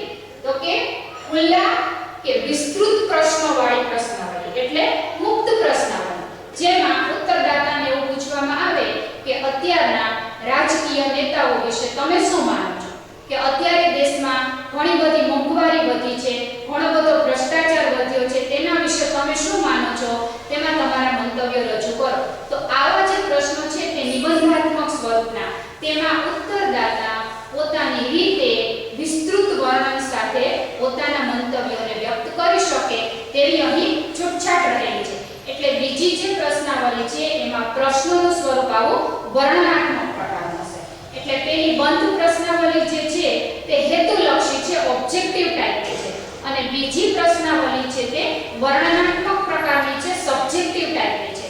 તો આ રીતે જે સમયે સંશોધકને જે પ્રકારથી પોતાની માહિતી પ્રાપ્ત થઈ શકે તેમ હશે તેવા પ્રકારની પ્રશ્નાવલીઓનો ઉપયોગ સંશોધક પોતાની માહિતી પ્રાપ્ત કરવા માટે કરી શકે છે. શક્ય છે કે એક કરતાં વધારે પ્રકારની પ્રશ્નાવલીઓનો ઉપયોગ પણ સંશોધકે કરવો પડે. આ સિવાય પણ પ્રશ્નાવલીના બીજા પણ પ્રકારો છે જે તમારા પાઠ્યપુસ્તકમાં આપેલા છે. રચિત પ્રશ્નાવલી કે અરચિત પ્રશ્નાવલી, વાસ્તવલક્ષી પ્રશ્નાવલી કે અભિપ્રાયલક્ષી પ્રશ્નાવલી. તો મિત્રો પ્રશ્નાવલીના આ રીતે મુખ્ય 2 પ્રકાર છે. તો જે રચિત છે, અગાઉથી જ રચેલી છે તેને રચિત કહેવાય, અને જે ઓન ધ સ્પોટ રચવામાં આવે, ઓન ધ સ્પોટ સમસ્યા ઉપસ્થિત થાય એટલે પૂછવામાં આવે પ્રશ્ન કે રચીને તરત જ તેની માહિતી લેવાની હોય તો તે સમયે અરચિત પ્રશ્નાવલીનો સંશોધક દ્વારા ઉપયોગ કરવામાં આવે છે. અને વાસ્તવલક્ષી એટલે હેતુલક્ષી અને અભિપ્રાયલક્ષી એટલે જેમાં વ્યક્તિ પોતાના વિચારોનું વર્ણન, મંતવ્યોનું વર્ણન કરી શકે. તો મિત્રો આટલી જે છે તે પ્રશ્નાવલીની પ્રકારોની વાત છે. ત્યાર પછી અન્ય પદ્ધતિઓની જેમ આ પદ્ધતિના લાભાલાભ તો છે જ. તો પ્રશ્નાવલી પદ્ધતિનો પ્રથમ લાભ આપણે એની વાત કરીએ તો પહેલો લાભ શું છે પ્રશ્નાવલી પદ્ધતિનો? તો કે એક સાથે મોટા સમૂહને આપી શકાય છે. એટલે એક સાથે સંશોધક દ્વારા ઘણી બધી વ્યક્તિઓ પાસેથી માહિતી પ્રાપ્ત થઈ શકે છે. એટલે આ સમૂહલક્ષી પદ્ધતિ હોવાથી સંશોધકને જાજો સમય આપવો પડતો નથી. તો પહેલો એનો એ ફાયદો છે. ત્યાર પછી બીજો શું ફાયદો છે કે પ્રશ્નાવલી પદ્ધતિ દ્વારા ખૂબ જ ઝડપી અને વસ્તુલક્ષી માહિતી પ્રાપ્ત થાય છે. એક સાથે દાખલા તરીકે 100 વ્યક્તિઓ પાસેથી આપણે માહિતી લેવી છે તો 100 વ્યક્તિઓને એક સાથે માહિતી પ્રશ્નાવલી આપી દીધા પછી 2-3 દિવસ પછી એ પરત લઈ લેવામાં આવે તો એટલા જ ટૂંકા સમયમાં આપણને આ બધી વ્યક્તિઓ પાસેથી એક સાથે માહિતી પ્રાપ્ત થઈ જાય છે. અને એ પણ કેવી હોય છે તો કે વસ્તુલક્ષી, કારણ કે એ પ્રશ્નાવલીની રચના જ એ પ્રકારની કરેલી હોય કે જેમાં ઉત્તરદાતા પોતાની રીતે કોઈ પણ પ્રકારનું વર્ણન નથી કરી શકતો. એટલે એને જે કોઈ પણ જવાબ આપવાની પદ્ધતિ છે, પ્રાપ્તાંકો તારવવાની પદ્ધતિ છે, એમાં કોઈ પણ પ્રકારના પૂર્વગ્રહો પ્રવેશી જતા નથી. એટલે એનું માપન ખૂબ ઝડપી અને વસ્તુલક્ષી રીતે થાય છે. ત્રીજો ફાયદો શું છે કે માહિતી એકત્રીકરણ અને વિશ્લેષણની દ્રષ્ટિએ પણ પ્રશ્નાવલી પદ્ધતિ દ્વારા જે કોઈ પણ માહિતી મળે છે તે ખૂબ સરળતાથી એનું વિશ્લેષણ અને અર્થઘટન થઈ શકે છે. કારણ કે પ્રશ્નોના ઉત્તરદાતા જે કોઈ પણ આપે તેને ગુણની દ્રષ્ટિએ, મનોવિજ્ઞાનની ભાષા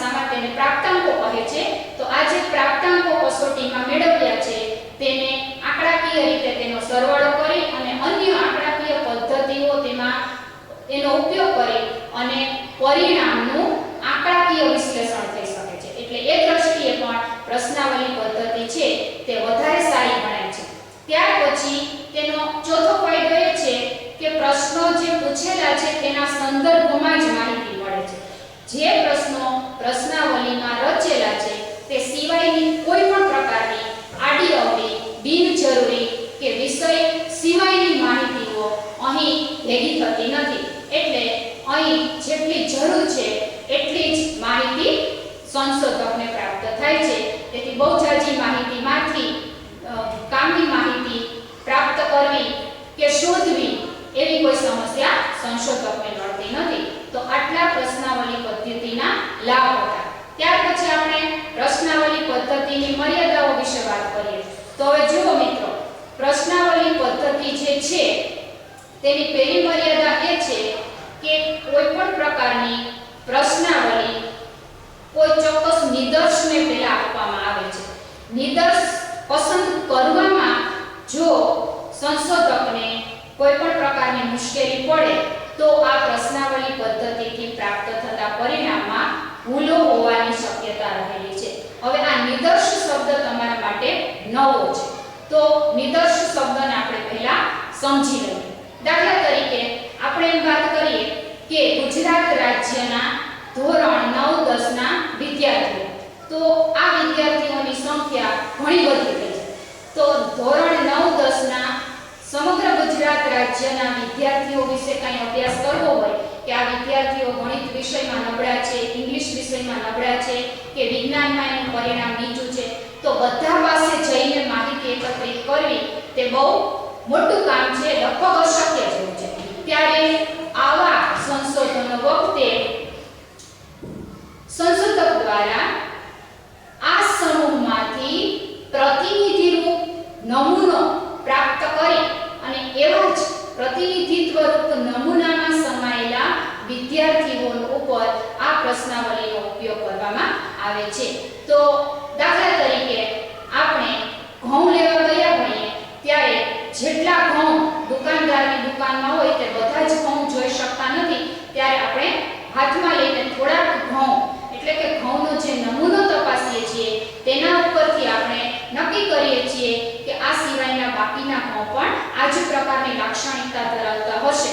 તો મિત્રો હવે તમને સમજાઈ ગયું હશે કે નિદર્શ એટલે ખૂબ જ મોટા સમૂહમાંથી નમૂનારૂપ વ્યક્તિઓને પસંદ કરી અને તેના ઉપર આ પ્રકારની પ્રશ્નાવલી પદ્ધતિનો ઉપયોગ કરવામાં આવે છે. એટલે સંશોધક જો નિદર્શ બરાબર પસંદ ન કરી શકે તો આ પ્રશ્નાવલી પદ્ધતિથી મેળવેલી માહિતી થોડી ઓછી વિશ્વસનીય થઈ જાય છે. ત્યાર પછી બીજી એની મર્યાદાની વાત કરીએ તો જ્યારે ઘણી બધી પ્રશ્નાવલી સંશોધકે ઉત્તરદાતાઓને ભરવા આપી હોય તો શક્ય છે કે તેમાંથી બધી ભરાઈને પાછી ન પણ કોઈને આળસ આવે, કંટાળો આવે કે આની શું જરૂર છે એમ કહી અને પ્રશ્નાવલી ન ભરે અથવા તો ભરવા ખાતર અસ્પષ્ટ કે અધૂરી ભરીને પાછી આપી દે તો સંશોધકનો હેતુ છે તે પૂર્ણ રીતે સિદ્ધ થઈ શકતો નથી. આવી સમસ્યા ઉપસ્થિત થઈ શકે. ત્યાર પછી ત્રીજી એની જે મર્યાદા છે તે એ મર્યાદા છે કે જે પ્રશ્નો સાંકેતિક કે બંધ પ્રકારના હોય એવી પ્રશ્નાવલીમાં માત્ર એ પ્રશ્નના સંદર્ભમાં જ ઉત્તરદાતા પોતાનું મંતવ્ય વ્યક્ત કરી શકે છે. એ સિવાયના કંઈ પણ વિચારો કે એના વિશે ઉત્તરદાતા કંઈ બીજું માનતો હોય તો એ બાબત અહીંયા વ્યક્ત થઈ શકતી નથી. ત્યાર પછી ચોથીની મર્યાદા છે કે આ પ્રશ્નાવલી પદ્ધતિ જે છે તે લેખિત સ્વરૂપમાં હોય છે. એટલે તમે સમજી શકતા હશો મિત્રો કે આ પ્રશ્નાવલી જે શિક્ષિત લોકો હોય કે જે પ્રશ્નાવલી જે ભાષામાં બનેલી છે તે ભાષા જાણનારા હોય તેવા ઉત્તરદાતા જ આ પ્રશ્નાવલી પદ્ધતિ દ્વારા માહિતી આપી શકશે. એટલે શિક્ષિત અને ચોક્કસ ભાષા જાણતા હોય તેવા પાસેથી જ પ્રશ્નાવલી પદ્ધતિ દ્વારા માહિતી એકત્રિત થઈ શકે. તો મિત્રો આટલી હતી પ્રશ્નાવલી પદ્ધતિની મર્યાદા. તો પ્રશ્નાવલી પદ્ધતિની ચર્ચા બાદ આપણે હવે ત્યાર પછીની જે પદ્ધતિ છે મુલાકાત પદ્ધતિ તેની આપણે ચર્ચા કરીએ. મિત્રો પ્રશ્નાવલી પદ્ધતિની મર્યાદા આપણે હમણાં જ જોઈ કે ઘણી વખત બધી પ્રશ્નાવલીઓ ભરાઈને પાછી આવતી નથી. આ પ્રશ્નાવલી પદ્ધતિની જે મર્યાદા છે તે અહીં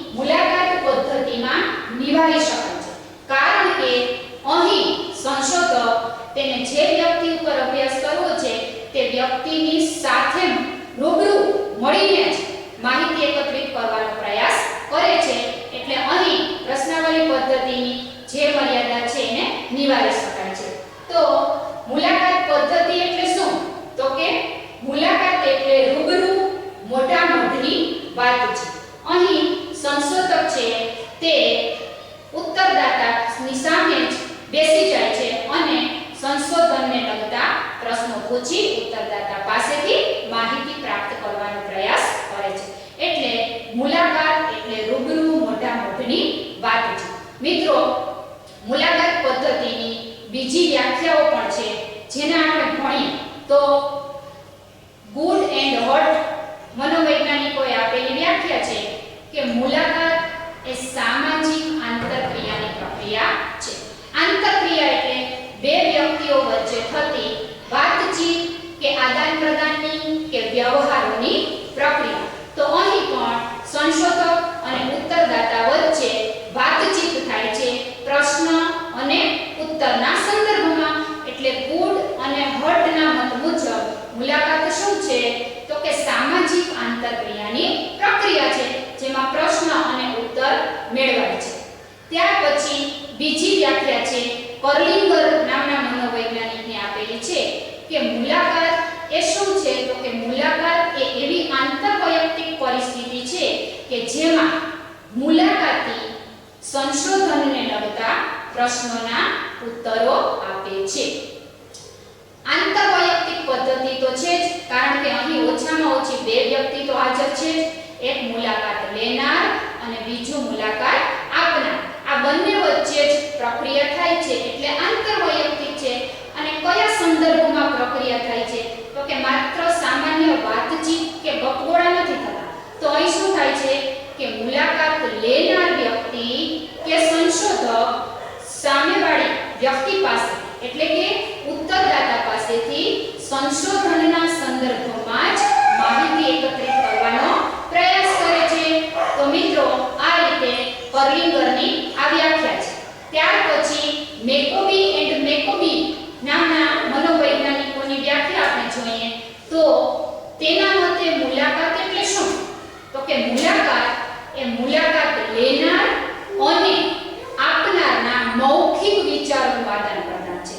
અહીં કાંઈ લખીને પ્રશ્નોના જવાબ આપવાના નથી. અહીં મૌખિક જ વાતચીત થાય છે એટલે સંશોધક અને ઉત્તરદાતા વચ્ચે મૌખિક આદાન પ્રદાન થાય છે. મુલાકાત લેનાર પ્રશ્ન પૂછે છે મૌખિક રીતે અને ઉત્તરદાતા પણ તેના મૌખિક રીતે જવાબ આપે છે. જેમાં મુલાકાત લેનારનો હેતુ મુલાકાત આપનારના અભિપ્રાયો મનોવલણો જાણી અને તેના દ્વારા ચોક્કસ માહિતી એકત્રિત કરવાનો છે. તો અહીં આ આંતરવૈયક્તિક પ્રક્રિયા દરમિયાન શું થાય છે? તો કે સંશોધક જુદા જુદા પ્રશ્નો પૂછી અને ઉત્તરદાતા પાસેથી તેના અભિપ્રાયો પ્રાપ્ત કરવાનો પ્રયાસ કરે છે. કેવા અભિપ્રાયો? તો કે જે સમસ્યા વિશે તેને સંશોધન કરવું છે તેવા જ પ્રશ્નો ઉત્તરદાતાને પૂછી અને માહિતી પ્રાપ્ત કરવાનો અહીં પ્રયાસ થાય છે. તો મિત્રો, આ મુલાકાત પદ્ધતિ છે તે ખરેખર ખૂબ જ સરળ પદ્ધતિ છે. અહીં પ્રશ્નાવલી પદ્ધતિની મર્યાદાઓને નિવારી શકાય છે. હવે મુલાકાત પદ્ધતિમાં પણ તેના પ્રકારો છે. તો આપણે જોઈએ તો રચિત અને અરચિત. મુલાકાત પદ્ધતિ પણ રચિત હોઈ શકે અને અરચિત પણ હોઈ શકે. સંશોધક દ્વારા પહેલેથી જ નક્કી કરેલા પ્રશ્નોની યાદી બનાવાઈ ગઈ હોય તો તે પ્રકારે ઉત્તરદાતા પાસેથી તે પ્રશ્નો પૂછી અને માહિતી મેળવી શકે છે. ક્યારેક એવું બને કે તાત્કાલિક કોઈની મુલાકાત લેવાની પરિસ્થિતિ ઉત્પન્ન થાય ત્યારે અરચિત પહેલેથી આયોજન કરેલા નથી તેવા તાત્કાલિક ઊભી થતી પરિસ્થિતિના સંદર્ભમાં પ્રશ્નો પૂછવામાં આવે તેને અરચિત મુલાકાત કહેવાય. મિત્રો, મુલાકાતમાં આપણે એક ઉદાહરણ જોઈએ તો દાખલા તરીકે જે આપણે ન્યૂઝ ચેનલોમાં ન્યૂઝ પ્રસારિત થતા જોઈએ છીએ તેમાં જે ન્યૂઝ એકત્રિત કરવાવાળા લોકો હોય છે તે પોતે લોકોના મંતવ્યો જાણે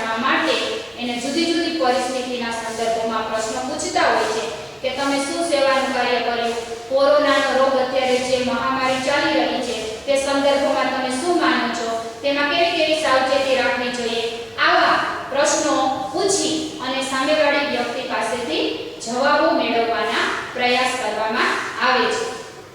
બીજું ઉદાહરણ જોઈએ તો કોઈ પણ વ્યક્તિ કોઈ પણ પ્રકારની નોકરી માટે ઇન્ટરવ્યુ આપવા જાય ત્યારે તે જે સ્થળે ઇન્ટરવ્યુ આપવા ગયો છે તેના અધિકારીઓ દ્વારા આ વ્યક્તિને પોતાના કાર્યની કેટલી ક્ષમતા ધરાવે છે એ પ્રકારના પ્રશ્નો પૂછી અને એ વ્યક્તિ એ કાર્ય માટે યોગ્ય છે કે નહીં તેવું જાણવાનો જે પ્રયાસ કરવામાં આવે છે તે પણ મુલાકાતનું જ એક ઉદાહરણ છે.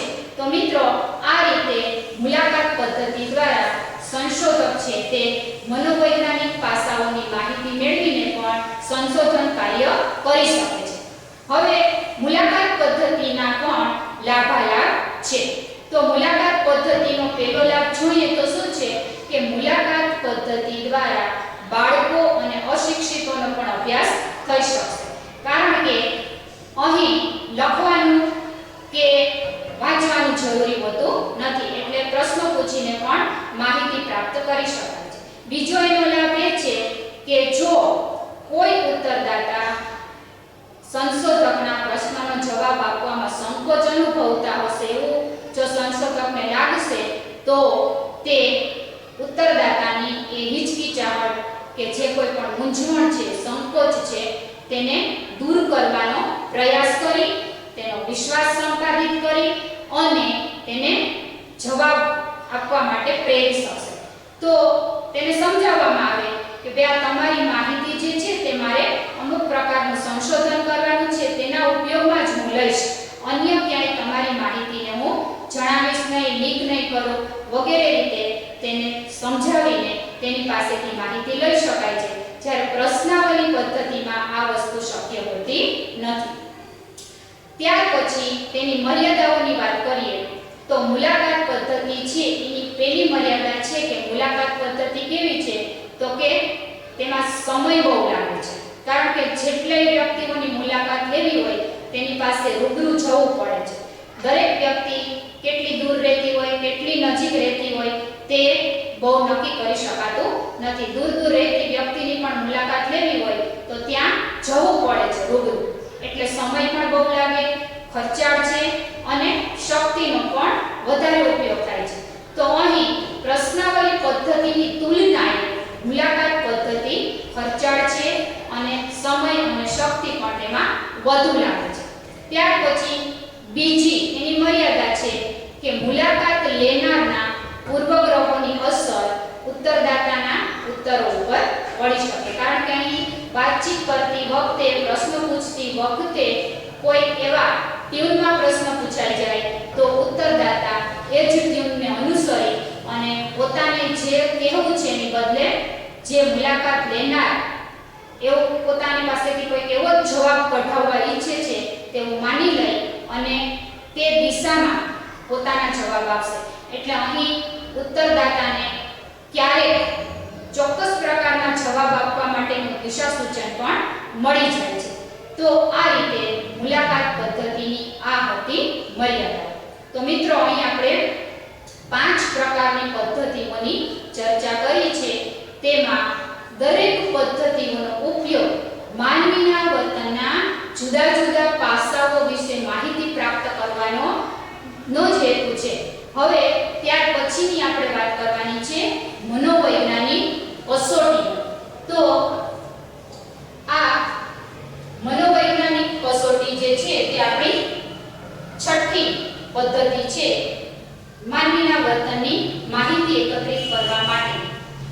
હવે આજે 5 પ્રકારની પદ્ધતિઓની ચર્ચા આપણે કરી તેના કરતાં મનોવૈજ્ઞાનિક કસોટી એકદમ અલગ છે. કારણ કે અહીં મનોવૈજ્ઞાનિક કસોટી જે છે તે વ્યક્તિના વર્તનના દરેક પાસાનું માપન કરતી કસોટી છે. જુઓ મિત્રો, દરેક વ્યક્તિનું વર્તન અનેકવિધ પાસાઓથી ઘડાય છે. કોઈ એક બે પાસાથી વ્યક્તિનું વર્તન ઘડાતું નથી. દાખલા તરીકે વ્યક્તિમાં બુદ્ધિ છે, શિક્ષણ શિક્ષણ છે, જુદું જુદું કાર્ય કરવાની કાર્યક્ષમતા છે, સર્જનાત્મકતા છે, વિચારણા કરી શકે છે, જુદી જુદી પરિસ્થિતિમાં એ નિર્ણયો લઈ શકે છે.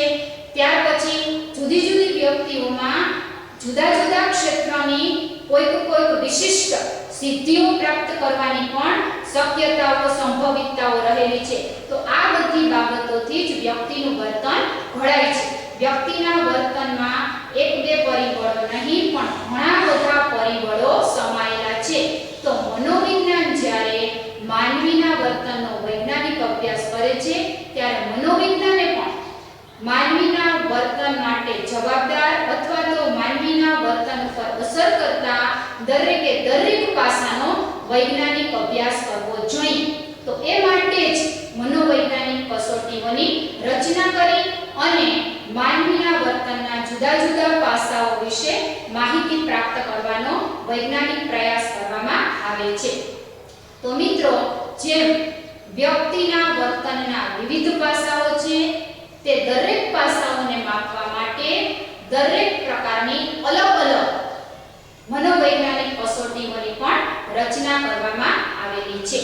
ટૂંકમાં મનોવૈજ્ઞાનિક કસોટી એ વ્યક્તિના વર્તનમાં રહેલા જુદા જુદા લક્ષણોનું માપન કરે છે.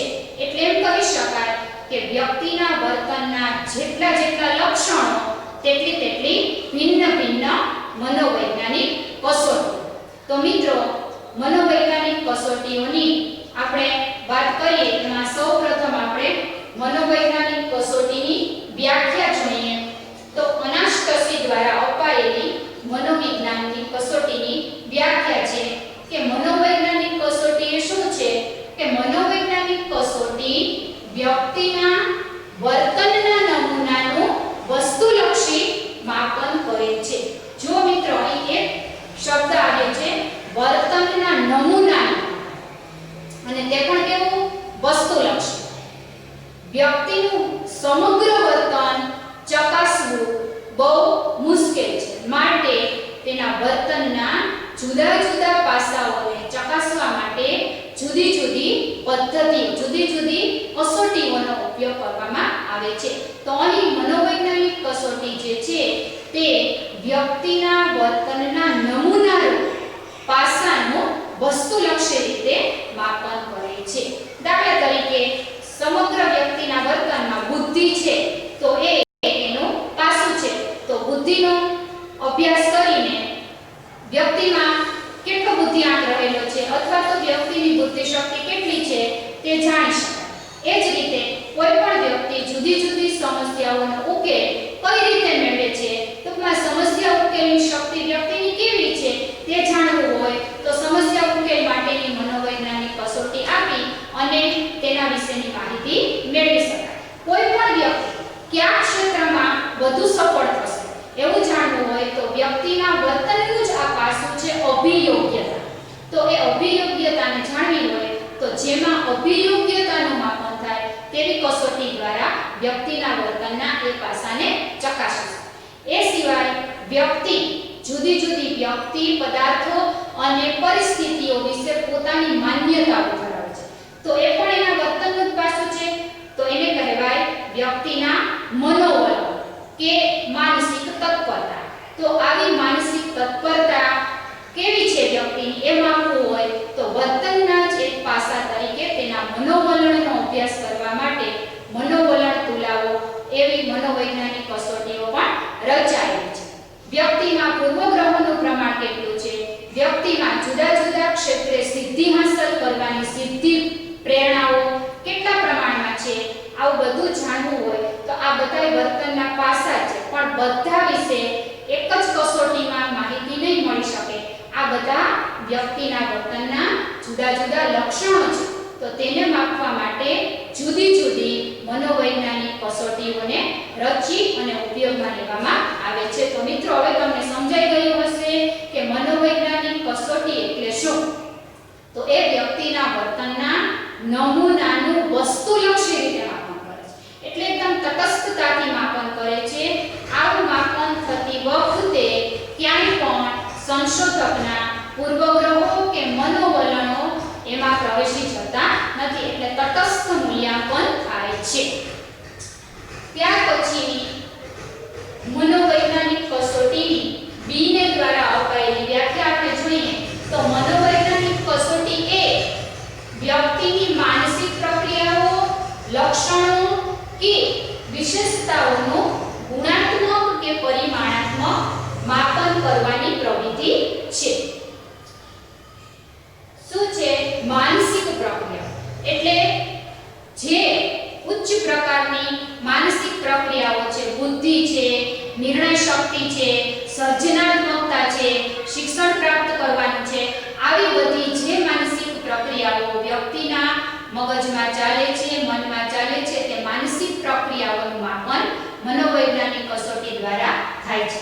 ત્યાર પછી વ્યક્તિમાં રહેલા જુદા જુદા પ્રકારના લક્ષણો, દરેક વ્યક્તિમાં કોઈ પણ પ્રકારના ગુણો કે અવગુણો હોય છે, તેના સ્વભાવગત લક્ષણો હોય છે. એ લક્ષણો અને વિશેષતા કે કોઈ વ્યક્તિમાં અન્ય વ્યક્તિ કરતા કોઈ વિશિષ્ટ બાબત છે. દાખલા તરીકે કોઈ સારું દોડી શકે છે, કોઈ સારું ગાઈ શકે છે, કોઈ સારો વૈજ્ઞાનિક છે, કોઈ સારો રમતવીર છે, તો આ એની વિશેષતાઓ છે. તો આવી વિશેષતાઓ જે વ્યક્તિમાં રહેલી છે તે દરેકનું માપન કરવા માટેની જે પ્રવૃત્તિ છે તે મનોવૈજ્ઞાનિક કસોટીઓ છે. આ બધી માનસિક પ્રક્રિયાઓ, વ્યક્તિમાં રહેલા ગુણ લક્ષણો કે વિશેષતાઓ એનું કેવું માપન કરે છે તો કે ગુણાત્મક અને પરિમાણાત્મક માપન કરવામાં આવે છે. ગુણાત્મક એટલે કે એની ક્વોલિટી કેવી છે, એ ગુણ લક્ષણો કે વિશેષતાઓનું સારું પાસું, અને પરિમાણાત્મક માપન એટલે માત્રાત્મક, કેટલા પ્રમાણમાં રહેલું છે વ્યક્તિની અંદર આ બધા ગુણ લક્ષણો. તો આ રીતે દરેક પ્રકારના વર્તનના પાસાનું માપન કરનારી કસોટી એટલે મનોવૈજ્ઞાનિક કસોટી. ત્યાર પછી આપણે વાત કરીએ તો ક્રોનબેકે આપેલી મનોવૈજ્ઞાનિક કસોટીની વ્યાખ્યા. તો તેના મતે મનોવૈજ્ઞાનિક કસોટી એટલે બે કે બેથી વધુ વ્યક્તિઓના વર્તનનું તુલનાત્મક માપન કરવાની રીત છે.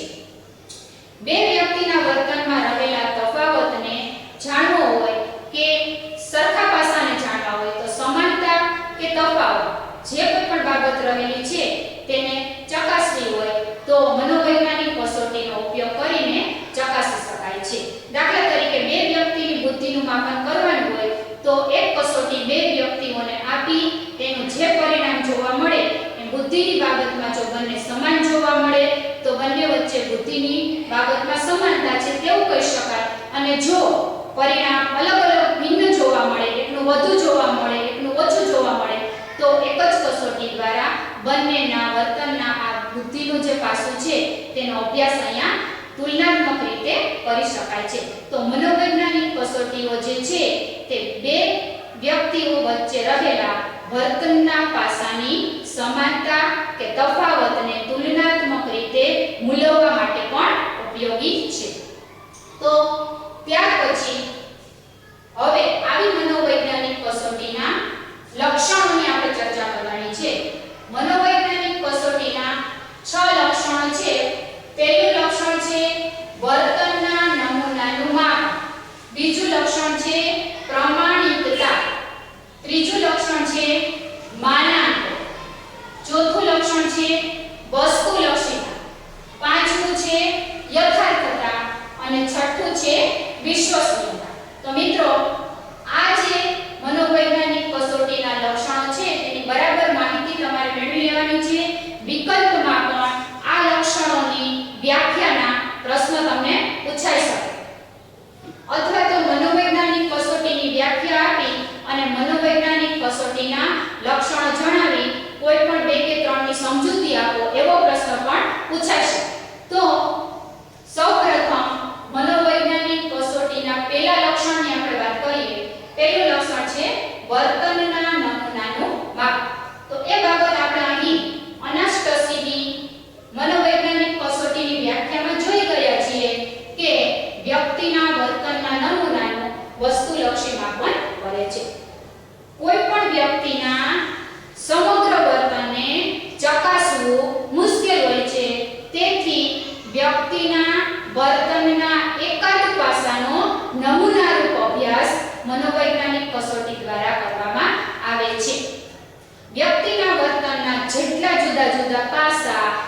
જુદી જુદી મનોવૈજ્ઞાનિક કસોટીઓ રચેલી છે.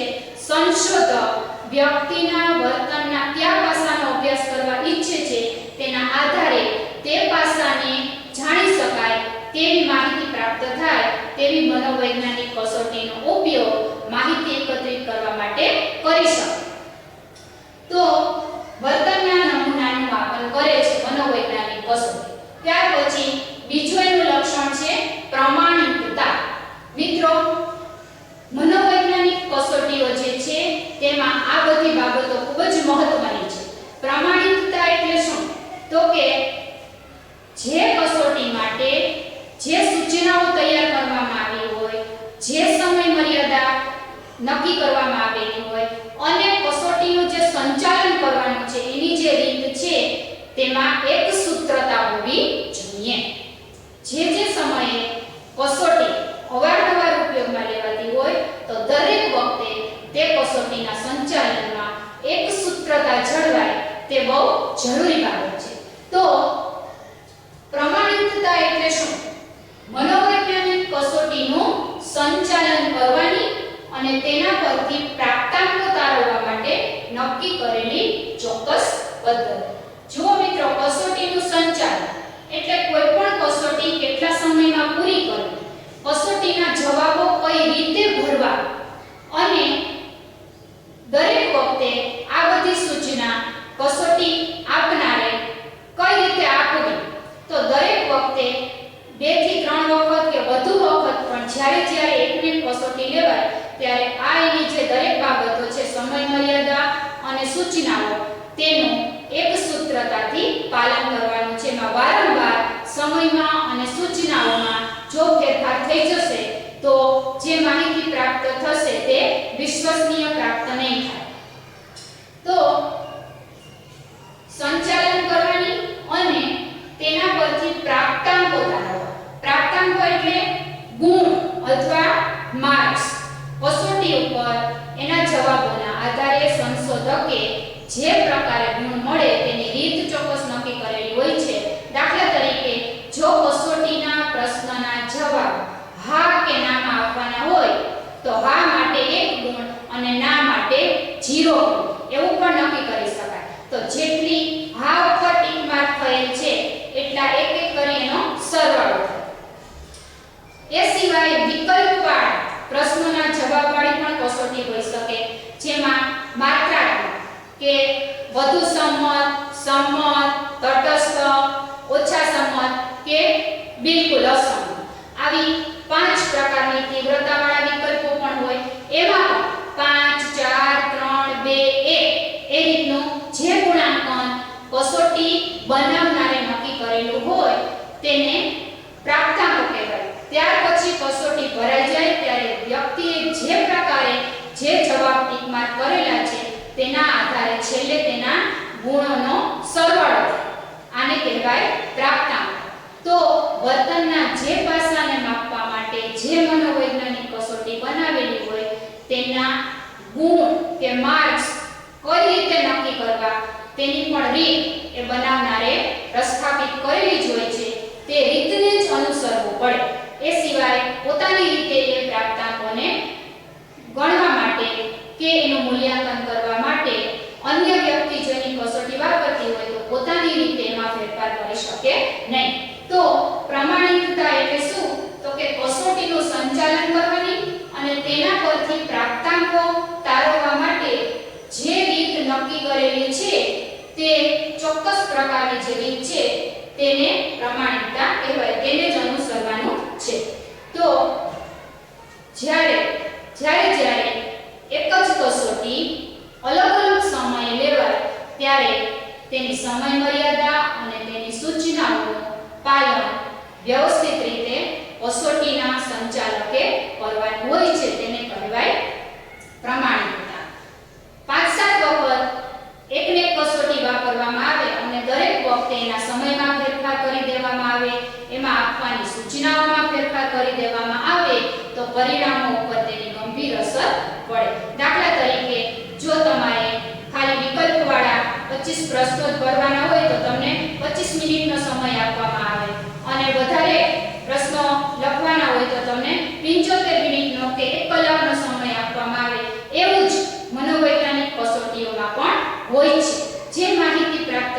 છે તે કેટલા સમયમાં પ્રાપ્ત થઈ જશે તે કસોટી રચનારે તે કસોટીમાં એની સમય મર્યાદા અને કસોટી કઈ રીતે ભરવી તેની સૂચનાઓ પણ આપેલી જ હોય છે એટલે દરેક વખતે એ કસોટીનો જ્યારે ઉપયોગ થાય ત્યારે આ બાબતોમાં એકવિધતા રાખવી પડે એટલે દરેક વખતેમાં સમાનતા રાખવી પડે તો આ લક્ષણ છે પ્રમાણિકતા મનોવૈજ્ઞાનિક કસોટીનું બીજું લક્ષણ તમને એવું પૂછવામાં આવે વિકલ્પના પ્રશ્નમાં કે મનોવૈજ્ઞાનિક કસોટીનું સંચાલન કરવાની અને તેના પરથી પ્રાપ્તાંકો તારવવા માટે નક્કી કરેલી ચોક્કસ પદ્ધતિ એટલે શું તો પ્રમાણિકતા તો મિત્રો તમને પ્રમાણિકતાનું લક્ષણ સમજાઈ ગયું હશે ત્યાર પછી આપણે વાત કરીએ માનાંકો આ માનાંકો છે તે એક પ્રકારનો માપદંડ છે તેના આધારે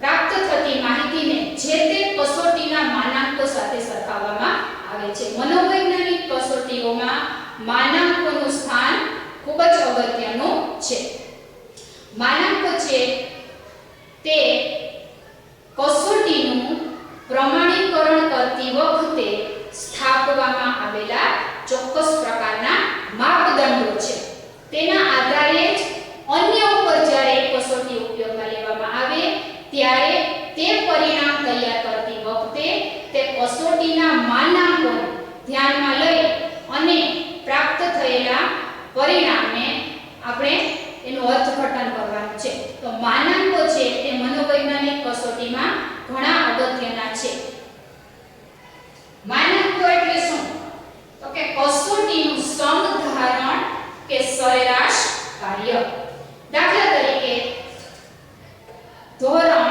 9-10 ના વિદ્યાર્થીઓની બુદ્ધિ કસોટી માપવા માટે જે કસોટી બનાવવામાં આવેલી હોય તે જૂથની જે કોઈ પણ માહિતી પ્રાપ્ત થાય છે તેમાંથી સરેરાશ માપ મેળવવામાં આવે અને એ સરેરાશ માપ એ કસોટીના માનાંક કહેવાય પછી જ્યારે અન્ય કોઈ સંશોધક દ્વારા આ જ હેતુ માટે આ જ ઉંમરના વિદ્યાર્થીઓ માટે એની કસોટીનો ઉપયોગ થશે ત્યારે એ સંશોધક પોતાને પ્રાપ્ત થયેલું જે પરિણામ છે તેની સરખામણી કરવા માટે જે મૂળ કસોટી છે તેના માપદંડો કે માનાંકોને ધ્યાનમાં લઈ અને કેટલા વિદ્યાર્થીઓ આ સરેરાશ સ્થિતિથી પાછળ છે આગળ છે કે તેની સમકક્ષ છે તેનું અર્થઘટન થઈ શકે તો સરેરાશ એટલે તો મિત્રો તમને ખબર જ હશે કે બરાબર વચગાળાનું મધ્યસ્થ માપ તો દરેક વ્યક્તિના વર્તનમાં અમુક ગુણ લક્ષણો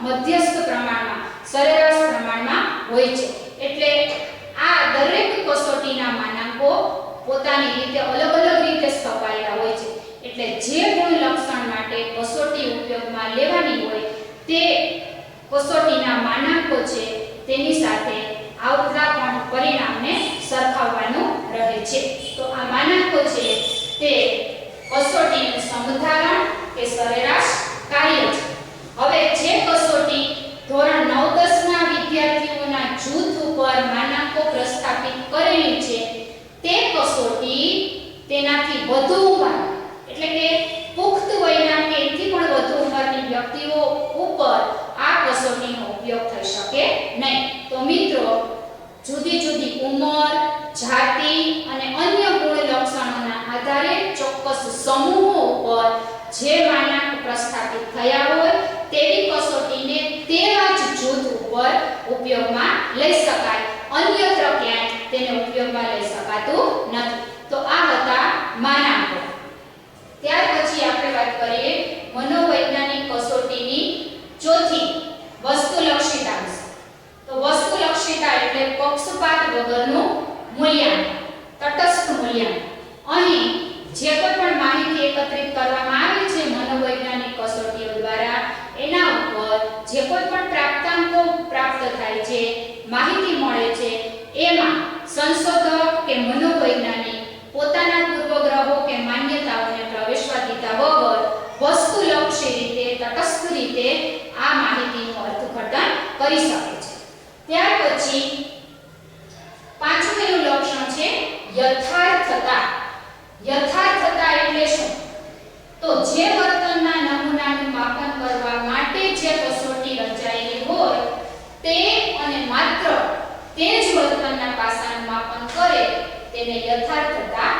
કહેવાય. દાખલા તરીકે વર્તનના બુદ્ધિના પાસાનું માપન કરવા માટે જો કસોટી રચવામાં આવેલી હોય તો તે કસોટી દ્વારા વ્યક્તિની બુદ્ધિનું જ માપન થવું જોઈએ, અન્ય કોઈ પણ બાબતનું માપન થવું જોઈએ નહીં. દાખલા તરીકે વ્યક્તિના વર્તનમાં રહેલા કોઈ વ્યક્તિત્વના પાસા વિશે વાતચીત કરવી હોય કે માહિતી જોતી હોય તો વ્યક્તિત્વના ગુણ લક્ષણોનું માપન કરતી જે કસોટી હોવી જોઈએ. તો એમાં પછી અન્ય કોઈ બીજી બાબતની માહિતીની જરૂર નથી, તો એ માહિતી એમાં પ્રવેશી જવી જોઈએ નહીં. ટૂંકમાં જે મનોવૈજ્ઞાનિક કસોટી વ્યક્તિના વર્તનના જે પાસા વિશે માહિતી એકત્રિત કરવા ઈચ્છતી હોય તે જ માહિતી એ કસોટી દ્વારા મળવી જોઈએ. બીજી કોઈ માહિતી મળે તો એ કસોટી યોગ્ય નથી તેવું કહી શકાય. યથાર્થ એટલે જેના માટે રચવામાં આવેલી છે તે જ પાસાનું માપન થઈ શકે તેને યથાર્થતા કહેવાય. દાખલા તરીકે એક વિદ્યાર્થીને ગાણિતિક શક્તિ કેટલી છે એવી જો મનોવૈજ્ઞાનિક કસોટી આપી અને એ વિદ્યાર્થીમાં ગાણિતિક શક્તિનું પ્રમાણ કેટલું છે તે ચકાસવામાં આવે અને એ કસોટી ઉપર એ વિદ્યાર્થીને સારા પ્રાપ્તાંકો પ્રાપ્ત થાય.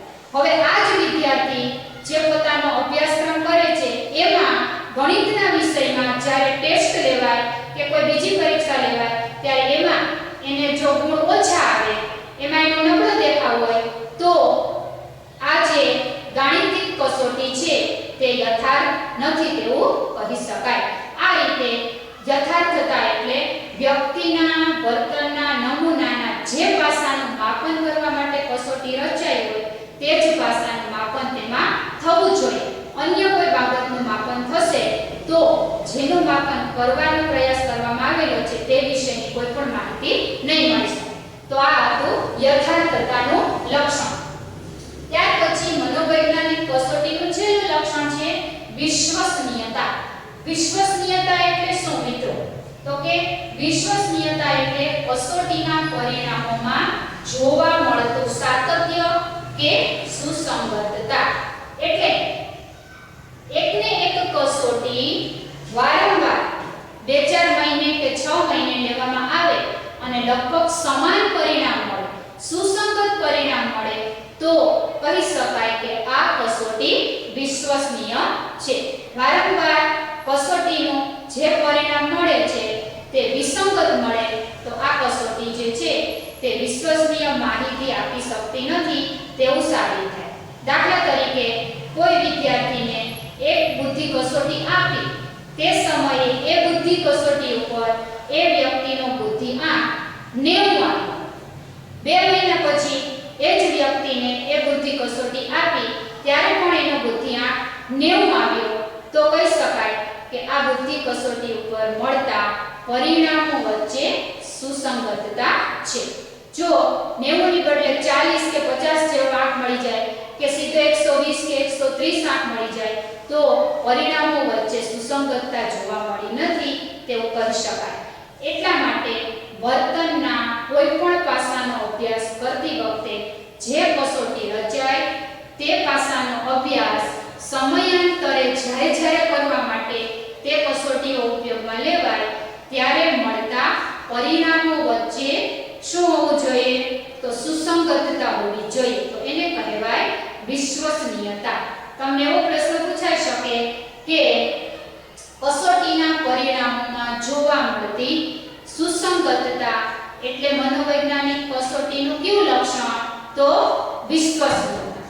તો મિત્રો આટલા મનોવૈજ્ઞાનિક કસોટીના લક્ષણો હતા.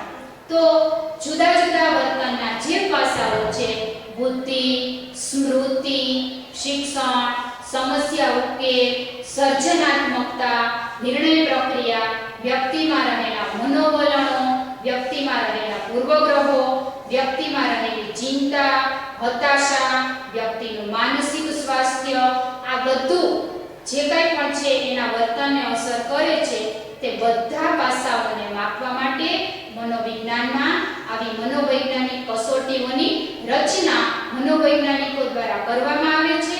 આ બધી જ કસોટીઓમાં આ પ્રકારના 6 લક્ષણો સમાવિષ્ટ હોય છે. તેથી જ મનોવૈજ્ઞાનિક કસોટીઓ વિશ્વસનીય બને છે અને તેના દ્વારા પ્રાપ્ત થતા પરિણામો વિશ્વસનીય હોય છે. તો વર્તન વિશેની આ વૈજ્ઞાનિક માહિતી મેળવવા માટે મનોવિજ્ઞાન આ રીતે વૈજ્ઞાનિક ઢબે મનોવૈજ્ઞાનિક કસોટીઓ બનાવી અને માનવીના વર્તનનો વૈજ્ઞાનિક અભ્યાસ કરે છે. તો મિત્રો, મનોવિજ્ઞાનનો જે હેતુ છે કે માનવીના વર્તનનો અભ્યાસ વૈજ્ઞાનિક રીતે કરવો, એ માટે આપણે આ પ્રકરણમાં જેટલી પદ્ધતિઓની ચર્ચા કરી તે બધી જ પદ્ધતિઓનો ઉપયોગ મનોવિજ્ઞાન પોતાના અભ્યાસ વસ્તુનો અભ્યાસ કરવા માટે કરે છે અને એ રીતે વર્તન વિશેની વૈજ્ઞાનિક માહિતી આપણને આપે છે. તો અહીં આ પ્રકરણની ચર્ચા પૂર્ણ થાય છે. આ પ્રકરણનો જે સ્વાધ્યાય પાછળ આપેલું છે તેને તમારે નોટમાં લખી લેવાનું છે, જેથી કરીને આ અભ્યાસક્રમમાં તમને જે કંઈ પણ શીખવવામાં આવ્યું છે તે તમે લખો, એટલે તમને વધારે એની તૈયારી થાય અને એ રીતે તમારા પ્રકરણના જે પ્રશ્નો છે પણ તૈયાર થઈ જાય. તો અહીં આપણે આટલું જ રાખીએ છીએ. આવજો.